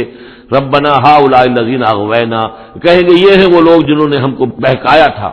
اب یہ ہو سکتے ہیں کہ وہ شیاطین جن بھی ہوں اور شیاطین انس بھی ہوں، طاغوت بھی ہوں، یہاں کے لیڈر بھی ہوں، غلط راستوں کی طرف لے کے جانے والے لوگ، ان سب کو کہیں گے ان لوگوں نے ہمیں بہکایا اور ہمیں غلط راستے پر ڈالا. اغویناہم کما غوینا، پھر وہ کہیں گے ہم نے انہیں گمراہ کیا جیسے ہم خود گمراہ تھے، یعنی ہم خود ہدایت پر ہوتے تو انہیں ہدایت دیتے. تبرأنا الیک، ہم اے اللہ تیری جناب میں تبرہ کر رہے ہیں ان سے، ہم برات ہیں. ما کانوا ایانا یعبدون، یہ ہمیں نہیں پوجتے تھے، یہ کچھ جو بھی کہہ رہے ہیں ہمیں کچھ معلوم بھی نہیں تھا کہ یہ اس طریقے سے. البتہ یہ کہ ان میں سے وہ بھی ہوں گے جو کہیں گے کہ ہم خود گمراہی میں تھے اس لیے ہم نے گمراہ کیا. یہ گویا کہ گڈمڈ ہے. شیاطین جن بھی ہوں گے جن کی طرف اشارہ کر کے کچھ لوگ انہوں نے ہمیں برباد کیا، ان کا جواب تو یہ ہوگا کہ اگر ہم ہدایت پر ہوتے تو تمہیں ہدایت دیتے. لیکن کچھ وہ بھی ہوں گے جو اللہ کے نیک بندے تھے اور جنہیں معبود بنا لیا گیا، جنہیں پوجا جا رہا ہے، وہ کہیں گے تبرأنا الیک، اے اللہ ہم اعلان برات کرتے ہیں تیری جناب میں. ما کانوا ایانا یعبدون، یہ ہرگز ہماری بندگی کرنے والے نہیں تھے. وقیل ادعوا شرکاءکم فدعوہم، پھر کہا جائے گا ان سے پکارو اپنے شریکوں کو، پھر وہ پکاریں گے. فلم یستجیبوا لہم، تو وہ ان کو جواب نہیں دیں گے، ان کی طرف سے کوئی ان کو جواب نہیں ملے گا. ورأوا العذاب، اور پھر وہ دیکھیں گے عذاب کو. لو انہم کانوا یہتدون، کاش کہ کسی طریقے سے وہ ہدایت پائے ہوئے ہوتے. وَيَوْمَ يُنَادِيهِمْ فَيَقُولُ مَاذَا أَجَبْتُمُ الْمُرْسَلِينَ، اور جب کہ اللہ انہیں پکارے گا اور پوچھے گا تم نے ہمارے رسولوں کو کیا جواب دیا تھا. مَاذَا أَجَبْتُمُ الْمُرْسَلِينَ فَعِّيَتْ عَلَيْهِمُ الْأَنْبَاءُ، اندھے ہو جائیں گے اس وقت، باتیں اب نہیں کر سکیں گے، کوئی بات نہیں کہہ سکیں گے. يَوْمَئِذٍ فَهُمْ لَا يَتَسَاءَلُونَ، اور پھر وہ آپس میں پوچھیں گے بھی نہیں. حق واضح ہو جائے گا، جواب کیا دیں گے؟ رسولوں کی بات نہیں مانی تھی، رسولوں کا استہزاء کیا تھا، تمسخر کیا تھا، تو اب اس کا جواب کیا دیں؟ فَأَمَّا مَن تَابَ وَآمَنَ وَعَمِلَ صَالِحًا، تو جو ایمان لایا اور جس نے توبہ کی اپنے شرک سے اور کفر سے. من تاب وآمن، اور جو ایمان لایا، وعمل صالحا، اور جس نے نیک اعمال کیے. فعسى ان يكون من المفلحين، تو اس کی امید ہے کہ وہ فلاح پانے والوں میں سے ہوگا. وربك يخلق ما يشاء ويختار، اور آپ کا پروردگار جو چاہتا ہے پیدا کرتا ہے اور جس چیز کو چاہتا ہے اختیار کر لیتا ہے. مخلوق ساری اسی کی ہے، اس مخلوق میں سے جس کو چاہا اس نے چن لیا اور رسول بنا لیا. اللہ یصطفی من الملائکۃ رسلا ومن الناس، اللہ چن لیتا ہے فرشتوں میں سے بھی اپنے پیغامبر اور ایلچی اور انسانوں میں سے بھی. ان اللہ اصطفى آدم ونوحا وآل ابراہیم وآل عمران علی العالمین، وہ جس کو چاہتا ہے قبول کرتا ہے، اختیار کر لیتا ہے. وربک یخلق ما یشاء ویختار ما کان لهم الخیرہ، ان کے ہاتھ میں کوئی اختیار نہیں ہے، ان کے پاس کوئی آپشن نہیں ہے. سبحان اللہ و تعالی عما یشرکون، یہ تو اللہ تعالیٰ ہی ہے جو جس کی ذات بلند و بالا ہے، اور یہ تمام شرک جو یہ کر رہے ہیں ان تمام اوہام سے اور ان کے من گھڑت عقیدوں سے، وہ وراء الورا ہے، وراء الورا ہے، منزہ ہے، اعلیٰ ہے، عرفہ ہے. وَرَبُّكَ يَعْلَمُ مَا تُكِنُّ صُدُورُهُمْ وَمَا يُعْلِنُونَ، اور آپ کا رب خوب جانتا ہے جو کچھ کہ ان کے سینے چھپائے ہوئے ہیں اپنے اندر، جو بھی ان کے اندر ہے، یعنی اندر تو ان کے گواہی موجود ہے کہ یہ قرآن حق ہے، محمد حق ہے، یہ بات جو آ رہی ہے صحیح ہے، دل گواہی دے رہا ہے، لیکن اپنی ضد اور ہٹ درمی کی وجہ سے اسے چھپائے ہوئے ہیں. اپنے اس ایمان کو تو انہوں نے چھپا کر رکھا ہوا ہے اور ظاہر کر رہے ہیں، اعتراضات کر رہے ہیں، یہ کر رہے ہیں کیوں نہیں دیا گیا ویسا ہی جیسا کہ موسیٰ کو دیا گیا تھا، کیوں نہیں کوئی نشانی ان کو دی جاتی. وَرَبُّكَ يَعْلَمُ مَا تُكِنُّ صُدُورُهُمْ وَمَا يُعْلِنُونَ، اور آپ کا رب خوب جانتا ہے جو کچھ کہ ان کے سینے چھپائے ہوئے ہیں اپنے اندر اور جو کچھ کہ ظاہر کر رہے ہیں. وَهُوَ اللَّهُ لَا إِلَٰهَ إِلَّا هُوَ، اور وہی ہے اللہ جس کے سوا کوئی الہ نہیں ہے. لَهُ الْحَمْدُ فِي الْأُولَىٰ وَالْآخِرَةِ، اسی کے لیے حمد ہے، تعریف ہے، دنیا میں بھی آخرہ میں بھی. یہاں آخرت کے مقابلے میں اولا، پہلی زندگی ہماری یہ زندگی دنیا کی ہے، آخرہ وہ ہماری پچھلی زندگی ہے. لہ الحمد فی الاولی والآخرہ، اسی کے لیے حمد ہے، تعریف ہے، ثنا ہے، دنیا میں بھی اور آخرت میں بھی. وَلَهُ الْحُکْمُ، اسی کے لیے حکم ہے، حاکمیت اسی کی ہے، حکم دینے کا اختیار اسی کو حاصل ہے، حلال اور حرام کا اسی کے پاس اختیار ہے کہ جس شخص کو چاہے وہ حلال قرار دے اور جس شے کو چاہے حرام قرار دے. وَإِلَيْهِ تُرْجَعُونَ، اور اسی کی طرف تمہیں لوٹ کر جانا ہے. قُلْ أَرَأَيْتُمْ إِنْ جَعَلَ اللَّهُ عَلَيْكُمُ اللَّيْلَ سَرْمَدًا، کہیے ان سے کہ ذرا سوچا تم نے کبھی اگر اللہ تعالیٰ تم پر رات کر دے ہمیشہ کے لیے، رات ہی رات رہے، الی یوم القیامہ، قیامت کے دن تک. من الہ غیر اللہ یاتیکم بضیاء، کون ہے وہ الہ، کون سا معبود ہے اللہ کے سوا جو تمہارے لیے روشنی لے آئے گا، کہاں سے لے آئے گا؟ افلا تسمعون، تو کیا تم سنتے نہیں ہو؟ قل ارأیتم ان جعل اللہ علیکم النہار سرمدا، کیا تم نے کبھی غور کیا اگر اللہ تعالیٰ تم پر دن کو ہی ہمیشہ ہمیشہ کے لیے دن ہی کو قائم کر دے، پوری قیامت کے دن تک دن ہی رہے، رات نہ آئے. من الہ غیر اللہ یاتیکم بلیل تسکنون فیہ، کون سا وہ الہ ہے اللہ کے سوا کہ جو تمہارے لیے رات لے آئے گا جس میں کہ تم سکون حاصل کر سکو. یہ دن جو ہے اگر مسلسل ہو تو واقعہ ہے کہ زندہ رہنا ممکن نہ رہے. افلا تبصرون، تو کیا تم دیکھتے نہیں ہو؟ ومن رحمتہ جعل لکم اللیل والنہار،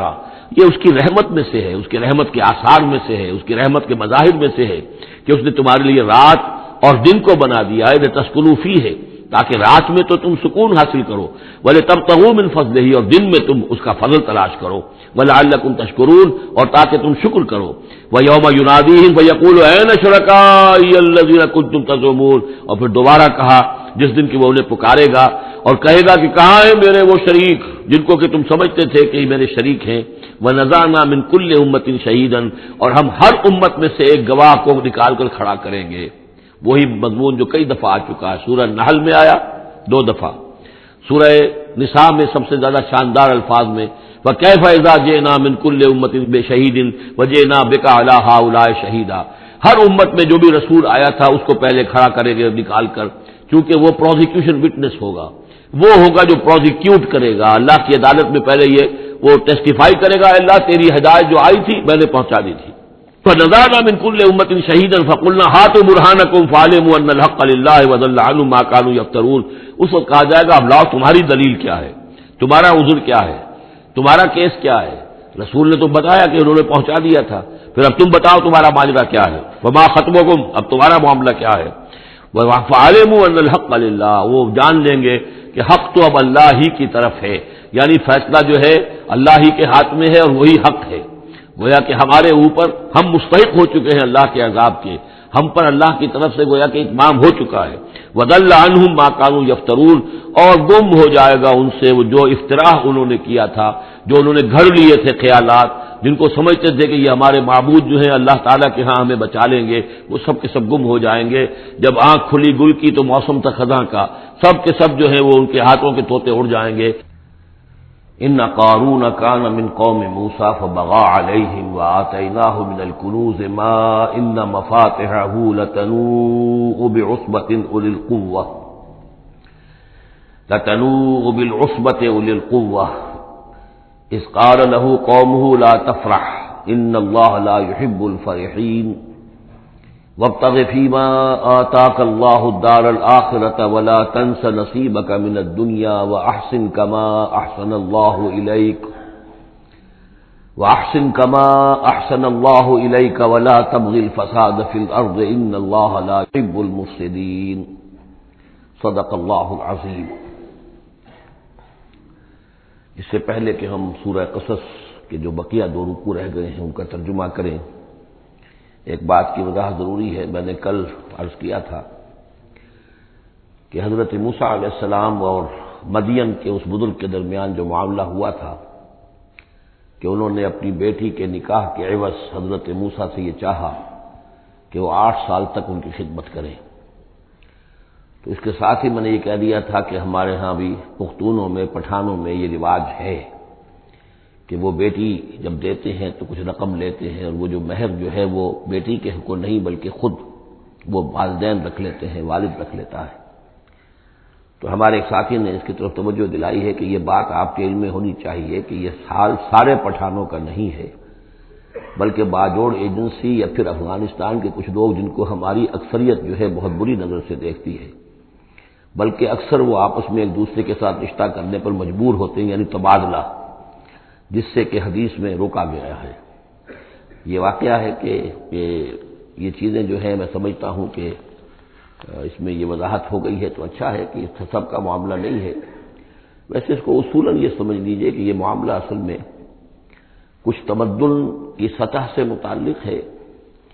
اور کچھ معاشی جو نظام ہوتا ہے کسی معاشرے میں قائم اس سے متعلق ہے۔ آپ کو معلوم ہے کہ ڈیمانڈ اینڈ سپلائی کا معاملہ جو ہے معاش کے میدان میں بڑی بنیادی اہمیت کا حامل ہے۔ اگر کسی کوموڈٹی کی، کسی جنس کی ڈیمانڈ زیادہ ہو، سپلائی کم ہو، قیمت بڑھ جائے گی، اور سپلائی زیادہ ہے، ڈیمانڈ کم ہے، قیمت گھٹ جائے گی۔ تو اکثر و بیشتر یہ ہوتا ہے کہ جو معاشرے ابھی تمدنی اعتبار سے ذرا پسماندہ ہوتے ہیں، دنیا انہیں سمجھتی ہے غیر مہذب، لیکن وہ زیادہ مہذب ہوتے ہیں مہذب لوگوں کے مقابلے میں۔ ان کے ہاں انسانی کردار زیادہ ہوتا ہے، سچ بولنے کا معاملہ، ایفاء عہد کا معاملہ، زبان دے دی ہے تو اب پیچھے نہیں ہٹنا ہے، اور یہ کہ مہمان آیا ہے تو چاہے خود بھوکے رہ لینا ہے، اس کو کھلانا ہے۔ یہ جو ابھی جو لوگ مہذب نہیں ہوئے ہوتے، اس معنی میں کہہ رہا ہوں جس معنی میں کہ آج کے لیے لفظ استعمال ہوتا ہے، جو ابھی گویا کہ تمدنی ارتقاء کے نچلے مراحل میں ہوتے ہیں، ان میں یہ چیزیں آپ کو زیادہ ملیں گی۔ اور دوسری بات یہ ملے گی کہ ان میں مردوں کی تعداد زیادہ ہوتی ہے، عورتوں کی تعداد بہت کم ہوتی ہے۔ اب ظاہر بات ہے جب عورتوں کی تعداد کم ہوتی ہے تو اب ان کے لیے معاملہ وہی بن جاتا ہے کہ رشتوں کا، جیسا کہ پھر جب کسی ملک، کسی معاشرے میں جب تہذیب آ جاتی ہے، جس کو ہم جدید معنی میں تہذیب کہتے ہیں، شہریت آ گئی، شہروں میں رہنے لگے، وہ تہذیب، تعلیم بڑھ گئی، اب آپ دیکھیں گے کہ مرد بالعموم ویسے بھی کمزور ہو جاتے ہیں، ان کے قوا اس طرح کے تو نہیں رہتے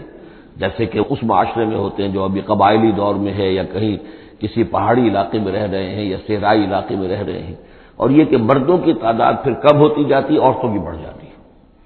جس معاشرے میں عورتوں کی تعداد بڑھ جاتی ہے اس میں پھر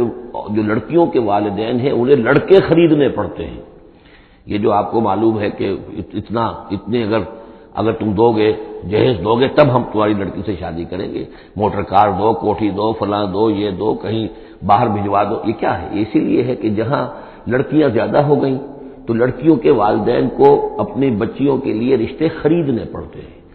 اور جہاں پر اس طریقے سے اس کے برعکس ہو، لڑکیاں کم ہوں اور لڑکے زیادہ ہوں، وہاں ظاہر بات ہے کہ لڑکی کی قیمت خود بخود ہو جائے گی۔ تو یہ گویا کہ پسماندہ معاشرے کا معاملہ ہے۔ باقی اسلام نے جو شکل کی، اللہ کرے کہ ہم سب مسلمان اسی کو صحیح طور پر اختیار کر لیں۔ باقی جو ہمارے اس رفیق نے یہ وضاحت کی ہے وہ میں نے آپ کو سنا دی ہے۔ اب آگے چلیے، سورہ قصص کے آخری یہ 2 رکوع ہیں، جن میں سے پہلے رکوع میں ایک کردار کا ذکر ہو رہا ہے، قارون، اور میں آپ کو بتا چکا ہوں کہ یہ کردار جو ہے اسے بھی ایک فرد نہ سمجھیے، بلکہ یہ کہ جو بھی کوئی حکمران قوم ہوتی ہے وہ اپنی غلام قوم کے اندر اس طرح کے کردار باقاعدہ پیدا کرتی ہے، جس کو کہ کہا تھا ملکہ سبا نے کہ ان الملوک اذا دخلوا قریۃ جعلوا عزت اہلھا اذلہ، اور اس کا ایک نتیجہ یہ نکلتا ہے کہ جو گھٹیا لوگ ہوتے ہیں، بے غیرت لوگ ہوتے ہیں، اپنی قوم کے ساتھ غداری کرتے ہیں، انہیں پھر وہاں خطابات دیے جاتے ہیں، نوازا جاتا ہے، ان کے اونچے منصب ہوتے ہیں، آنریڈی مجسٹریٹ بنا دیے گئے ہیں، فلاں ہو گئے ہیں۔ یہ سب کون تھے؟ یہ انگریزوں نے در حقیقت ہندوستان میں اپنی جو حکومت کو مضبوط کرنے کے لیے یہ ایک طبقہ جو ہے ہندوستانیوں میں سے ڈیولپ کیا تھا، اس طبقے کا یہ کردار ہے قارون۔ اچھا، اس قسم کے لوگوں کو پھر انگریز بڑے بڑے ٹھیکے دیتے تھے۔ اب آرمی کے سپلائی کے ٹھیکے ہیں تو بڑے بڑے ٹھیکیدار یہی ہوتے تھے، انہیں کے پاس سرمایہ ہو جاتے تھے۔ یہ ساری چیزیں جو ہے ایک دوسرے سے ملی جلی ہوئی ہیں۔ اسی طرح کا ایک شخص جو ہے یہ قارون تھا اسرائیلی، اور نہ صرف اسرائیلی، حضرت موسیٰ علیہ السلام کا سگا چچا زاد بھائی، فرسٹ کزن، لیکن یہ کہ یہ حکومت کے ساتھ فرعون کے دربار میں اس کی رسائی تھی، وہاں اس کی پذیرائی تھی اور وہاں سے اس کو مراعات ملتی تھی۔ اس نے اتنی دولت سمیٹ لی تھی، جیسے ہمارے ہاں بھی بعض اب جو سیاسی کردار ہیں وہ گویا کہ علامتی بن گئے دولت سمیٹنے میں، تو بے تحاشا دولت اس نے جمع کر لی تھی۔ اب اس کا کردار سامنے آ رہا ہے۔ ان قارون کان من قوم موسیٰ، یقیناً قارون جو ہے وہ موسیٰ کی قوم ہی سے تھا۔ تورات میں اس کا نام قورہ آیا ہے، یعنی قارون کے بجائے قورہ، یہ کوئی تلفظ کا فرق ہو سکتا ہے۔ فبغى علیہم، اگرچہ موسیٰ کی قوم میں سے تھا لیکن اس نے زیادتی کی، سرکشی کی، شرارت کی اپنی قوم کے خلاف، یعنی غداری کی۔ وآتیناہ من الکنوز، اور ہم نے اسے اتنے خزانے دیے تھے، ما ان مفاتحہ لتنوء بالعصبۃ اولي القوہ، کہ اس کی کنجیاں اٹھانے کے ضمن میں بڑے طاقتور جوانوں کی ایک جماعت بھی تھک جاتی تھی۔ یہ ذرا بات سمجھ آج نہیں آئے گی کہ آخر اتنی کنجیاں کتنی ہوتی ہوں گی، تو اصل میں یہ کنجیاں جو تالے ہیں ہمارے جس طرح کے، یہ تو اب ایجاد ہوئی ہے۔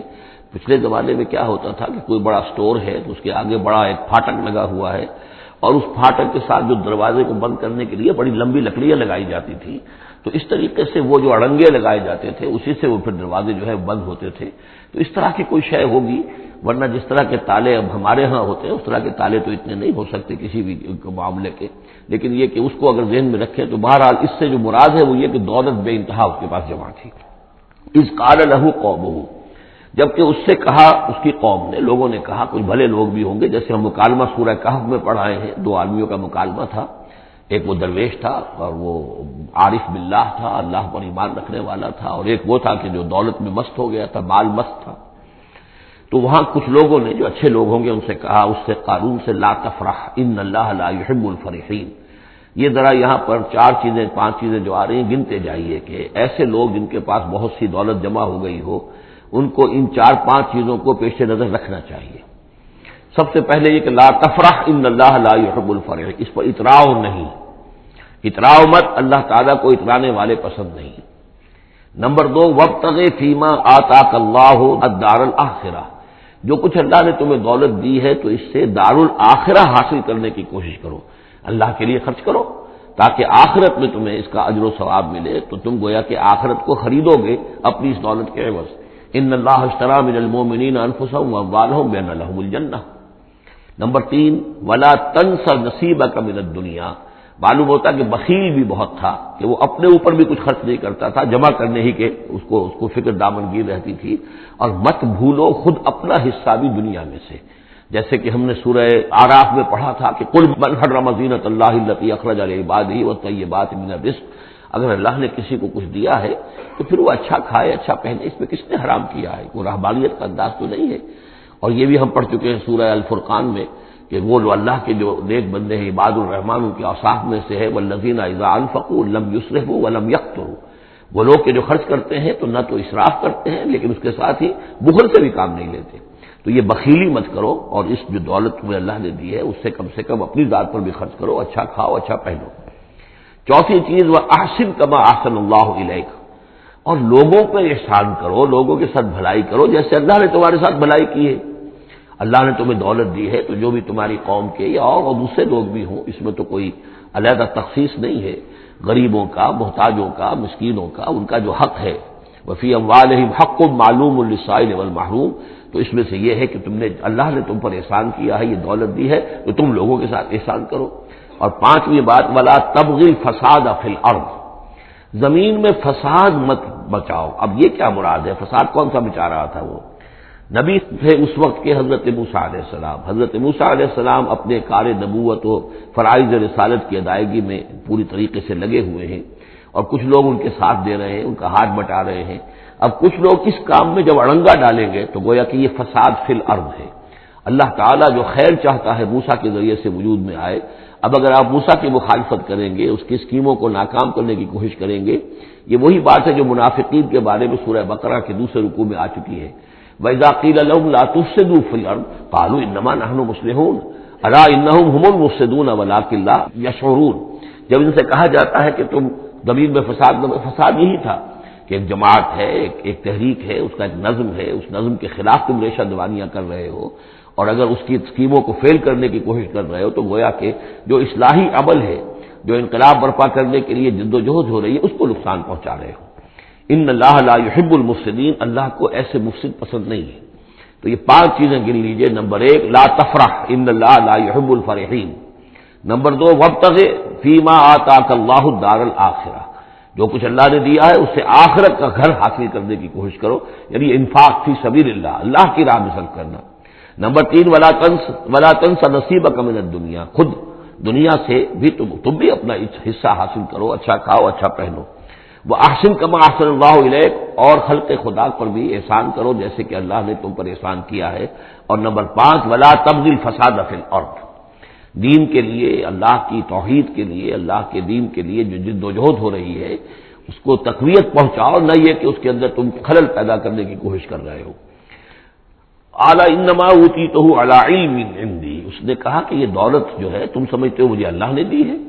یہ تو مجھے دی گئی ہے میرے علم کی بنیاد پر، میرے اندر علم ہے، فہم ہے، سمجھ ہے، میری پلاننگ ہے، اس کے نتیجے میں نے دولت کمائی ہے۔ یہ ہے در حقیقت ایک مادہ پرست انسان کا، جو ایک زر پرست اور مادہ پرست انسان جو ہے وہ سمجھتا ہے میری صلاحیت، میں نے بروقت اندازہ کر لیا تھا کہ اب مارکیٹ میں اس چیز کی ڈیمانڈ پیدا ہوگی اور میں نے اس کے لیے بندوبست کیا، تو اب مجھے بارے نیارے ہو گئے ہیں، تو یہ میری ذہانت ہے، میں نے اندازہ کر لیا کہ اب یہ جو ہے اتار چڑھاؤ جو ہے بازار میں آنے والا ہے، اسی کے حساب سے میں نے کچھ خرید و فروخت کی ہے تو مجھے دولت مل گئی ہے۔ تو اوتیتہ علی علم عندی، میرے پاس علم ہے، اس کی بدولت مجھے یہ سب کچھ دیا گیا ہے، مجھے یہ ملا ہے، میں نے کمایا ہے۔ اولم یعلم، کیا وہ جانتا نہیں کہ ان اللہ قد اہلک من قبلہ من القرون، کہ اللہ تعالیٰ نے اس سے پہلے بہت سی قوموں کو ہلاک کیا، من ہوا اشد منہ قوۃ، جو اس سے کہیں بڑھ کر تھی طاقت میں بھی، وہ اکثر و جمعا، اور جن کے پاس مال و اسباب دنیاوی اور دولت کے انبار بھی ان سے زیادہ جمع تھے۔ ولا یسأل عن ذنوبہم المجرمون، اور اللہ تعالیٰ کو اس کی ضرورت پیش نہیں آئے گی کہ مجرموں سے ان کے جرم پوچھے، یعنی اللہ تعالیٰ کے پاس تو پورا حساب کتاب موجود ہے، اعمال نامے موجود ہیں، اسے کسی سے پوچھنے کی ضرورت نہیں ہوگی کہ تم کیا جرائم کر کے آئے ہو۔ تو یہ تو گویا کہ از خود اللہ کے علم میں ہے، اور اظہر من الشمس ہوگا، یہی بات سورہ رحمان میں آئے گی، فَيَوْمَئِذٍ لَا يُسْأَلُ عَنْ ذَنبِهِ إِنسٌ وَلَا جَانٌ، کسی بھی انسان سے اور کسی بھی جن سے پوچھنے کی ضرورت نہیں ہوگی، بلکہ یہ کہ در حقیقت ان کے تو ماتھے پر لکھا ہوا ہوگا، یعرف المجرمون بسیماہم فیؤخذ بالنواصی والاقدام، مجرم تو اپنے پیشانیوں سے پہچان لیے جائیں گے، اور یہ کہ پھر ان کو سر کے بالوں سے اور ادھر سے قدموں سے دو طرف سے پکڑ کر، ادھر سے سر کے بال اور ادھر سے پاؤں پکڑ کر اور ٹاس کر دیا جائے گا جہنم کے اندر۔ تو قال انما اوتیتہ علی علم عندی اولم یعلم ان اللہ قد اہلک من قبلہ من القرون من هو اشد منہ قوۃ واکثر جمعا ولا یسأل عن ذنوبہم المجرمون فخرج علی قومہ فی زینتہ۔ اب ایک دن ایسا ہوا کہ وہ نکلا اپنے پورے ٹھاٹ باٹ کا اظہار کرتے ہوئے، خدم و حشم کو لیے ہوئے، بیش قیمت کپڑے اور خلعتیں پہنی ہوئی، اور سواری کے اوپر اپنی دولت کا بھی مظاہرہ کرتے ہوئے۔ قال الذین یریدون الحیاۃ الدنیا، تو اب جو اس معاشرے میں وہ لوگ تھے کہ جن کی نگاہوں میں، خود ان کی اپنی نگاہوں میں بھی دنیا کی زندگی کھبی ہوئی تھی، اور جو چاہتے تھے، طالب تھے دنیا ہی کے،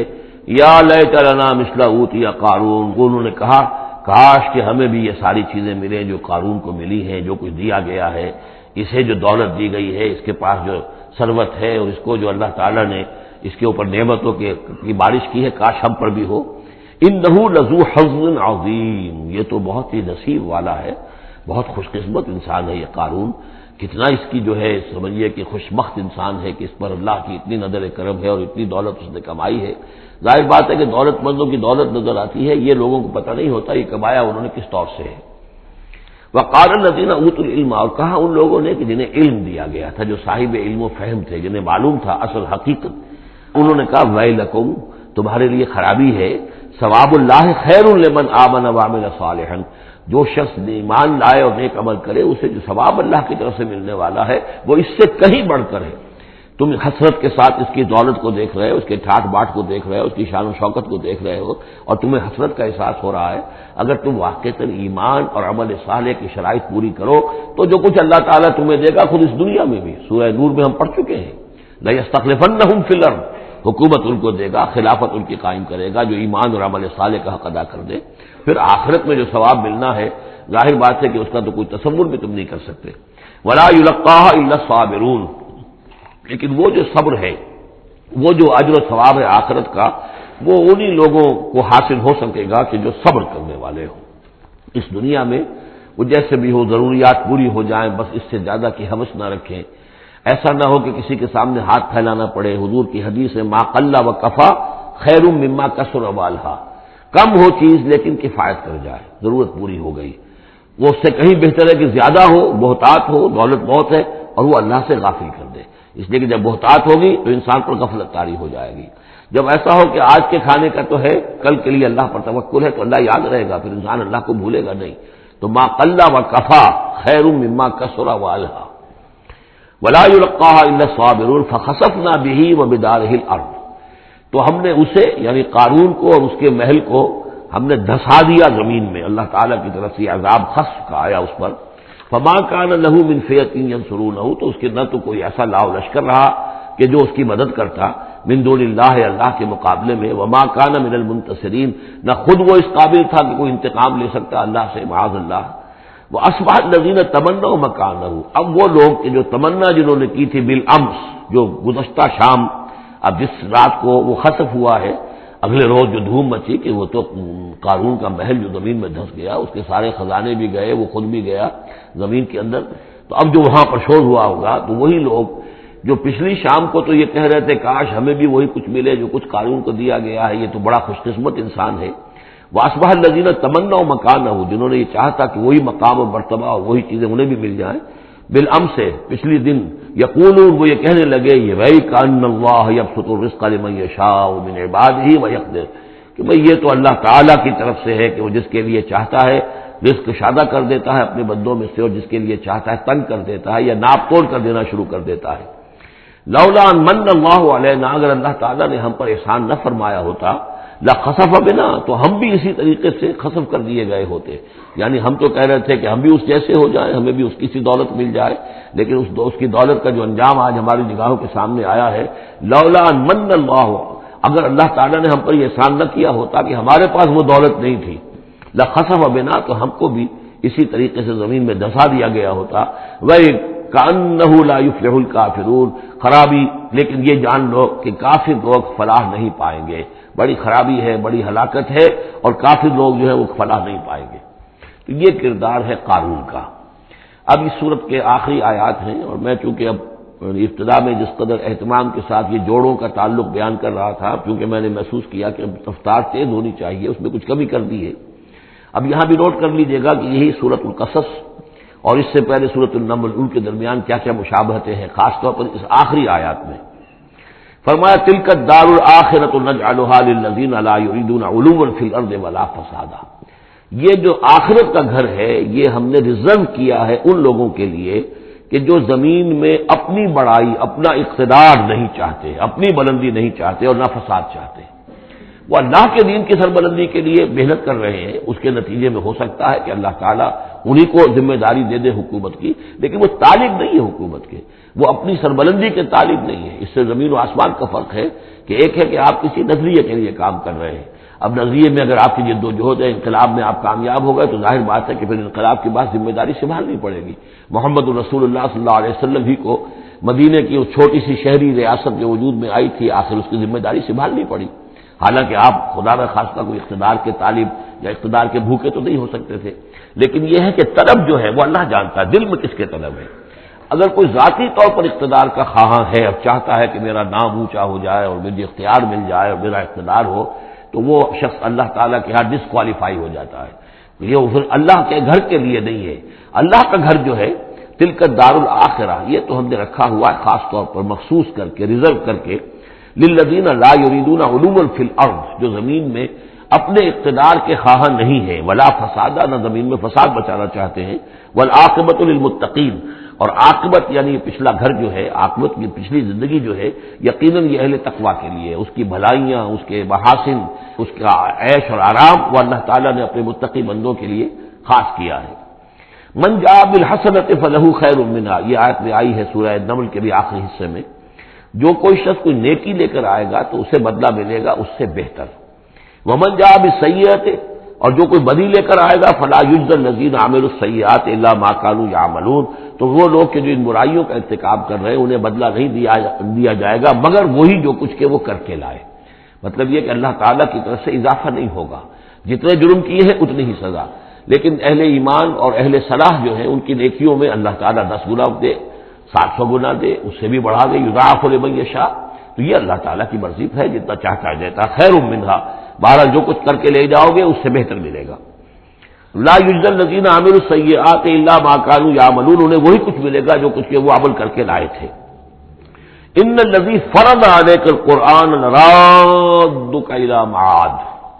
سورہ نمل میں آیا تھا کہ مجھے وَأُمِرْتُ أَنْ أَتْلُوَ الْقُرْآنَ، مجھے تو حکم دیا گیا میں قرآن سناتا رہوں، قرآن پڑھ کر تمہارے سامنے، قرآن کے ذریعے سے انذار اور تبشیر اور قرآن کی تبلیغ اور قرآن کے ذریعے سے تذکیر اور قرآن کے ذریعے سے تمہارے جو نفسیاتی اور روحانی روگ ہیں ان کی شفا کے لیے میں کوشش کرتا رہوں، میرا کام تو یہ ہے۔ ان اتلو القرآن، مجھے حکم دیا گیا میں قرآن کی تلاوت کرتا رہوں، تلاوت پڑھ کر قرآن کو میں سناتا رہوں۔ اب یہاں اسی کو تعبیر کیا، ان الذی فرض علیک القرآن، اے نبی جس ہستی نے آپ پر اس قرآن کی ذمہ داری ڈال دی ہے، اس کی تبلیغ آپ کے لیے فرض تھی، جیسے کہ ہم سورہ مائدہ میں آج پڑھا ہے، یا ایھا الرسول بلغ ما انزل الیک من ربک وان لم تفعل فما بلغت رسالتہ، اس قرآن کی تبلیغ کرنا آپ پر فرض ہے۔ اور جیسا کہ میں آپ کو بتا چکا ہوں، پھر آپ نے امت کے حوالے کر دی کہ اب امت کے فرض ہے، فَلْيُبَلِّغِ الشَّاهِدُ الْغَائِبَ، فَلْيُبَلِّغ یہ فعل امر ہے، اب لازم ہے کہ وہ پہنچائیں جو یہاں ہے ان کو، جو یہاں نہیں ہے۔ اس طریقے سے یوں سمجھیے کہ ایک سلسلہ جو ہے وہ شروع کر دیا گیا، لیکن یہاں فرمایا جا رہا ہے نبی ان الذی فرض علیک القرآن، جس ہستی نے آپ پر یہ قرآن فرض کیا ہے، جس ہستی نے آپ پر قرآن کی ذمہ داری عائد کی ہے، یہی ذمہ داری اصل میں پھر جو ہم میں سے ہر ایک پر آتی ہے وہی ہے جو میرے کتابچے میں نے وضاحت کے ساتھ بیان کی ہے کہ وہ 5 ذمہ داریاں ہیں۔ اللہ قرآن پر ایمان جیسا کہ ایمان کا حق ہے، قرآن کی تلاوت جیسے کہ تلاوت کا حق ہے، قرآن کو سمجھنا جیسے کہ سمجھنے کا حق ہے، قرآن پر عمل جیسے کہ عمل کا حق ہے، پھر قرآن کی تبلیغ، قرآن کو عام کرنا۔ ان الذی فرض علیک القرآن رادک الی معاد، وہ یقین آپ کو لوٹا لے جائے گی، وہ ہستی، وہ اللہ جس نے آپ پر یہ قرآن کی ذمہ داری ڈالی ہے، تبلیغ قرآن کا فریضہ آپ کے کاندھوں پر رکھا ہے، وہ یقیناً آپ کو پہنچائے گا بہت اچھی جگہ لوٹنے کی۔ معاد عاد یعود سے اس میں ظرف ہے، لوٹنے کی جگہ۔ اب معاد سے مراد آخرت عام طور پر ہے، ایمان بالرسالت، ایمان باللہ، ایمان بالمعاد، ایمان بالآخرہ کو ایمان بالمعاد بھی کہا جاتا ہے۔ لیکن اس کے بارے میں بعض روایات ایسی ملتی ہیں کہ اس کا شان نزول یہ ہے کہ حضور صلی اللہ علیہ وسلم جب ہجرت کے سفر پر نکلے ہیں مکے سے، تو جو عام راستہ تھا اس سے ہٹ کر آپ نے، چونکہ اندیشہ تھا اور واقعہ تھا کہ تعاقب ہو رہا تھا، تلاش کیا جا رہا تھا، 3 دن رات تو آپ غار ثور میں روپوش رہے، پھر آپ نے ایک بڑا ہی سخت راستہ اختیار کیا تھا کہ جو پہاڑی راستہ تھا جو گزر رہا تھا، جس پر کہ کوئی انسان جاتا نہیں تھا، لیکن کچھ آگے جل کر وہ راستہ جو ہے وہ پھر اس مین راستے سے جا کر مل گیا۔ یوں سمجھیے یہ راستہ جا رہا تھا مین، کہ جو مکے سے مدینے کا تھا، حضور نے ایک اور راستہ اختیار کیا، لیکن کچھ عرصے کے بعد وہ راستہ جا کر اس راستے کے ساتھ مل گیا۔ جہاں ملا، اب آپ خود سوچئے کہ وہاں ایک ایسی سچویشن آ گئی کہ حضور ایک ٹی پر کھڑے ہوئے ہیں، اب داہنی طرف جاتے ہیں تو مدینہ ہے اور بائیں طرف جاتے ہیں تو مکہ ہے۔ اس وقت حضور کے دل میں ایک ہوک سی اٹھی ہے، اس لیے کہ جب آپ مکے سے روانہ ہوئے تھے تب بھی روایات میں آیا ہے کہ آپ کعبے سے لپٹ کر آپ نے یہ کہا تھا کہ اے بیت اللہ مجھے تجھ سے بڑی محبت ہے، لیکن میں کیا کروں، یہاں کے لوگ مجھے یہاں رہنے نہیں دے رہے۔ تو گویا کہ کعبے سے یہ جدائی تو آپ پر شاہ گزر رہی تھی۔ اب جب وہ آپ چند دن کا سفر کر کے اور چند دن وہ غار ثور میں روپوش ہونے کے بعد جب پہنچے ہیں، اب ایسی جگہ پہنچے کہ جہاں سے اگر دائنی طرف جاتے ہیں تو یہ مدینے کی طرف راستہ جانا تو آپ کو ادھر ہی ہے، لیکن سامنے وہ راستہ آ گیا کہ جو مکے کی طرف جا رہا، تو آپ کے دل میں پھونک سی اٹھی۔ اس وقت اللہ تعالیٰ نے آپ کے اطمینان کے لیے یہ آیت نازل کی کہ آپ گھبرائیے نہیں، مکے میں ہم آپ کو لوٹا کے لے آئیں گے، آپ یہیں پہنچیں گے، بڑی شان سے پہنچیں گے۔ اس وقت تو آپ کو نکلنے کے لیے جو ہے روپوش بھی ہونا پڑا ہے، آپ کا تعاقب بھی ہو رہا ہے، پھر وقت آئے گا کہ آپ ایک فاتح کی حیثیت سے داخل ہوں گے۔ تو یہ بھی اس کی ایک روایت کیونکہ ہے تو یہ مفہوم بھی اس میں نکل سکتا ہے، لیکن عام طور پر یہ ہے، اس سے مراد میرے نزدیک یہی ہے کہ آپ کے لیے جیسے کہ سورۃ الضحیٰ میں کہا گیا ہے وَلَلْآخِرَةُ خَيْرٌ لَكَ مِنَ الْأُولَىٰ، اے نبی آپ کے لیے آخرت جو ہے اس دنیا سے کہیں بہتر ہے، لہذا آپ کے لیے تو یوں سمجھیے کہ جو اللہ لوٹا کر آپ کو لے جائے گا معاد میں، تو وہ معاد آپ کے لیے معادن، یہ گویا کہ یہ تفہیم کے لیے ہے نکرہ، بہت عمدہ جگہ لوٹانے کی، جس کے لیے یہ بھی کہا گیا جب عرش ربک کا مقام محمودہ، وہاں پر جو آپ کو مقام ملنا ہے مقام محمود، اور جو جنت حضور کی ہوگی جس کا کیا تصور کوئی کر سکتا ہے، تو ادھر اشارہ ہے۔ ان الذی فرض علیک القرآن رادک الی معاد قل ربی اعلم من جاء بالہدی، کہہ دیجئے کہ میرا رب خوب جانتا ہے کہ کون ہدایت لے کر آیا، کون راہ کی سوجھ لے کر آیا، کون ہدایت لے کر آیا، ومن هو فی ضلال مبین، اور کون وہ ہے کہ جو کھلی گمراہی میں پڑا ہوا ہے۔ وما كنت ترجو ان یلقى الیک الکتاب،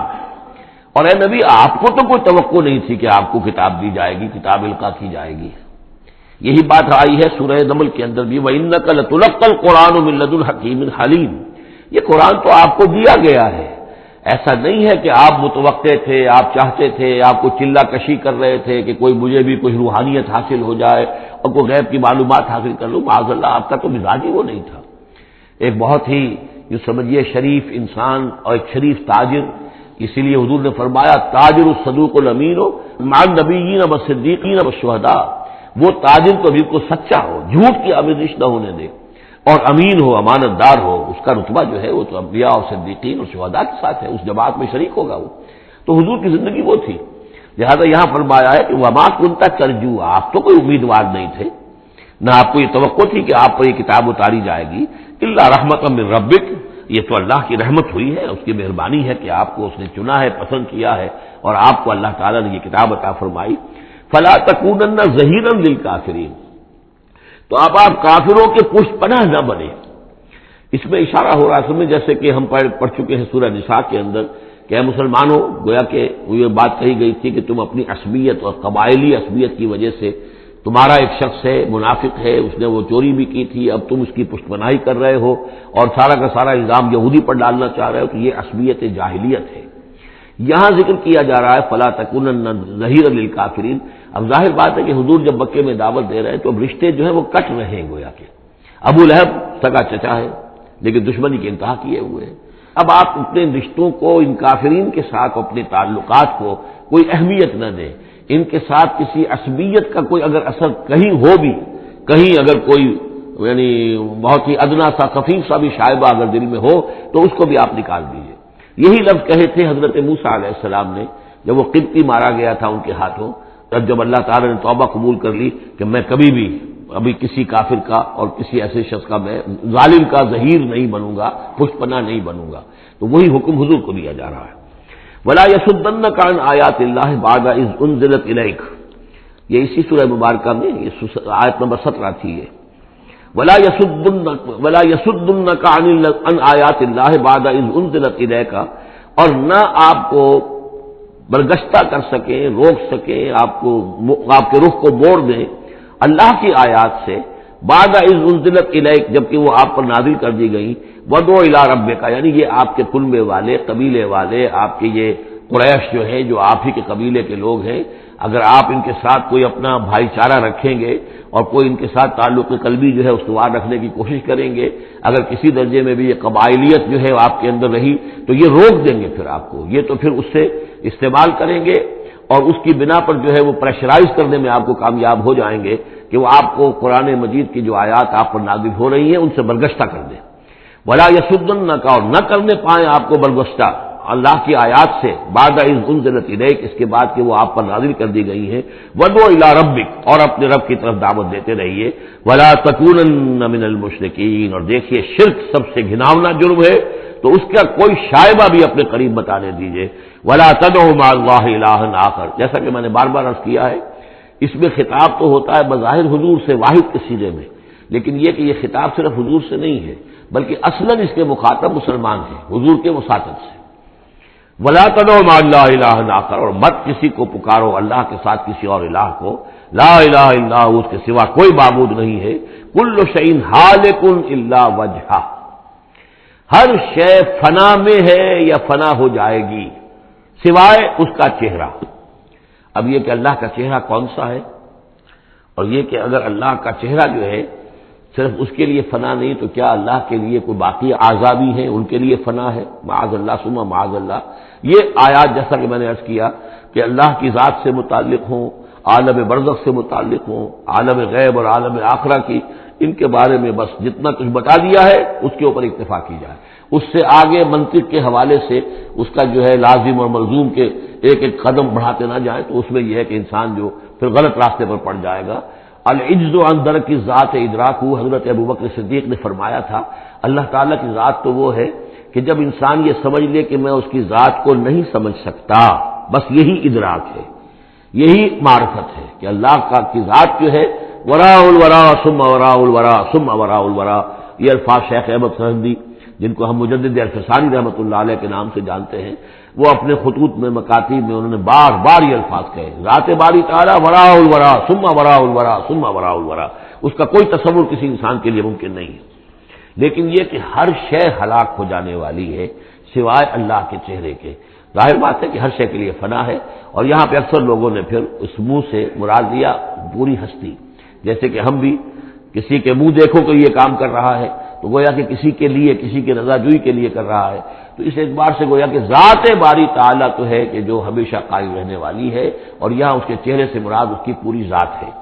باقی جو کچھ ہے،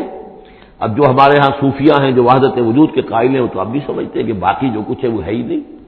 معدوم کے درجے میں ہے، اس کی کوئی حقیقت نہیں ہے۔ کل ما فی الکون وہم او خیال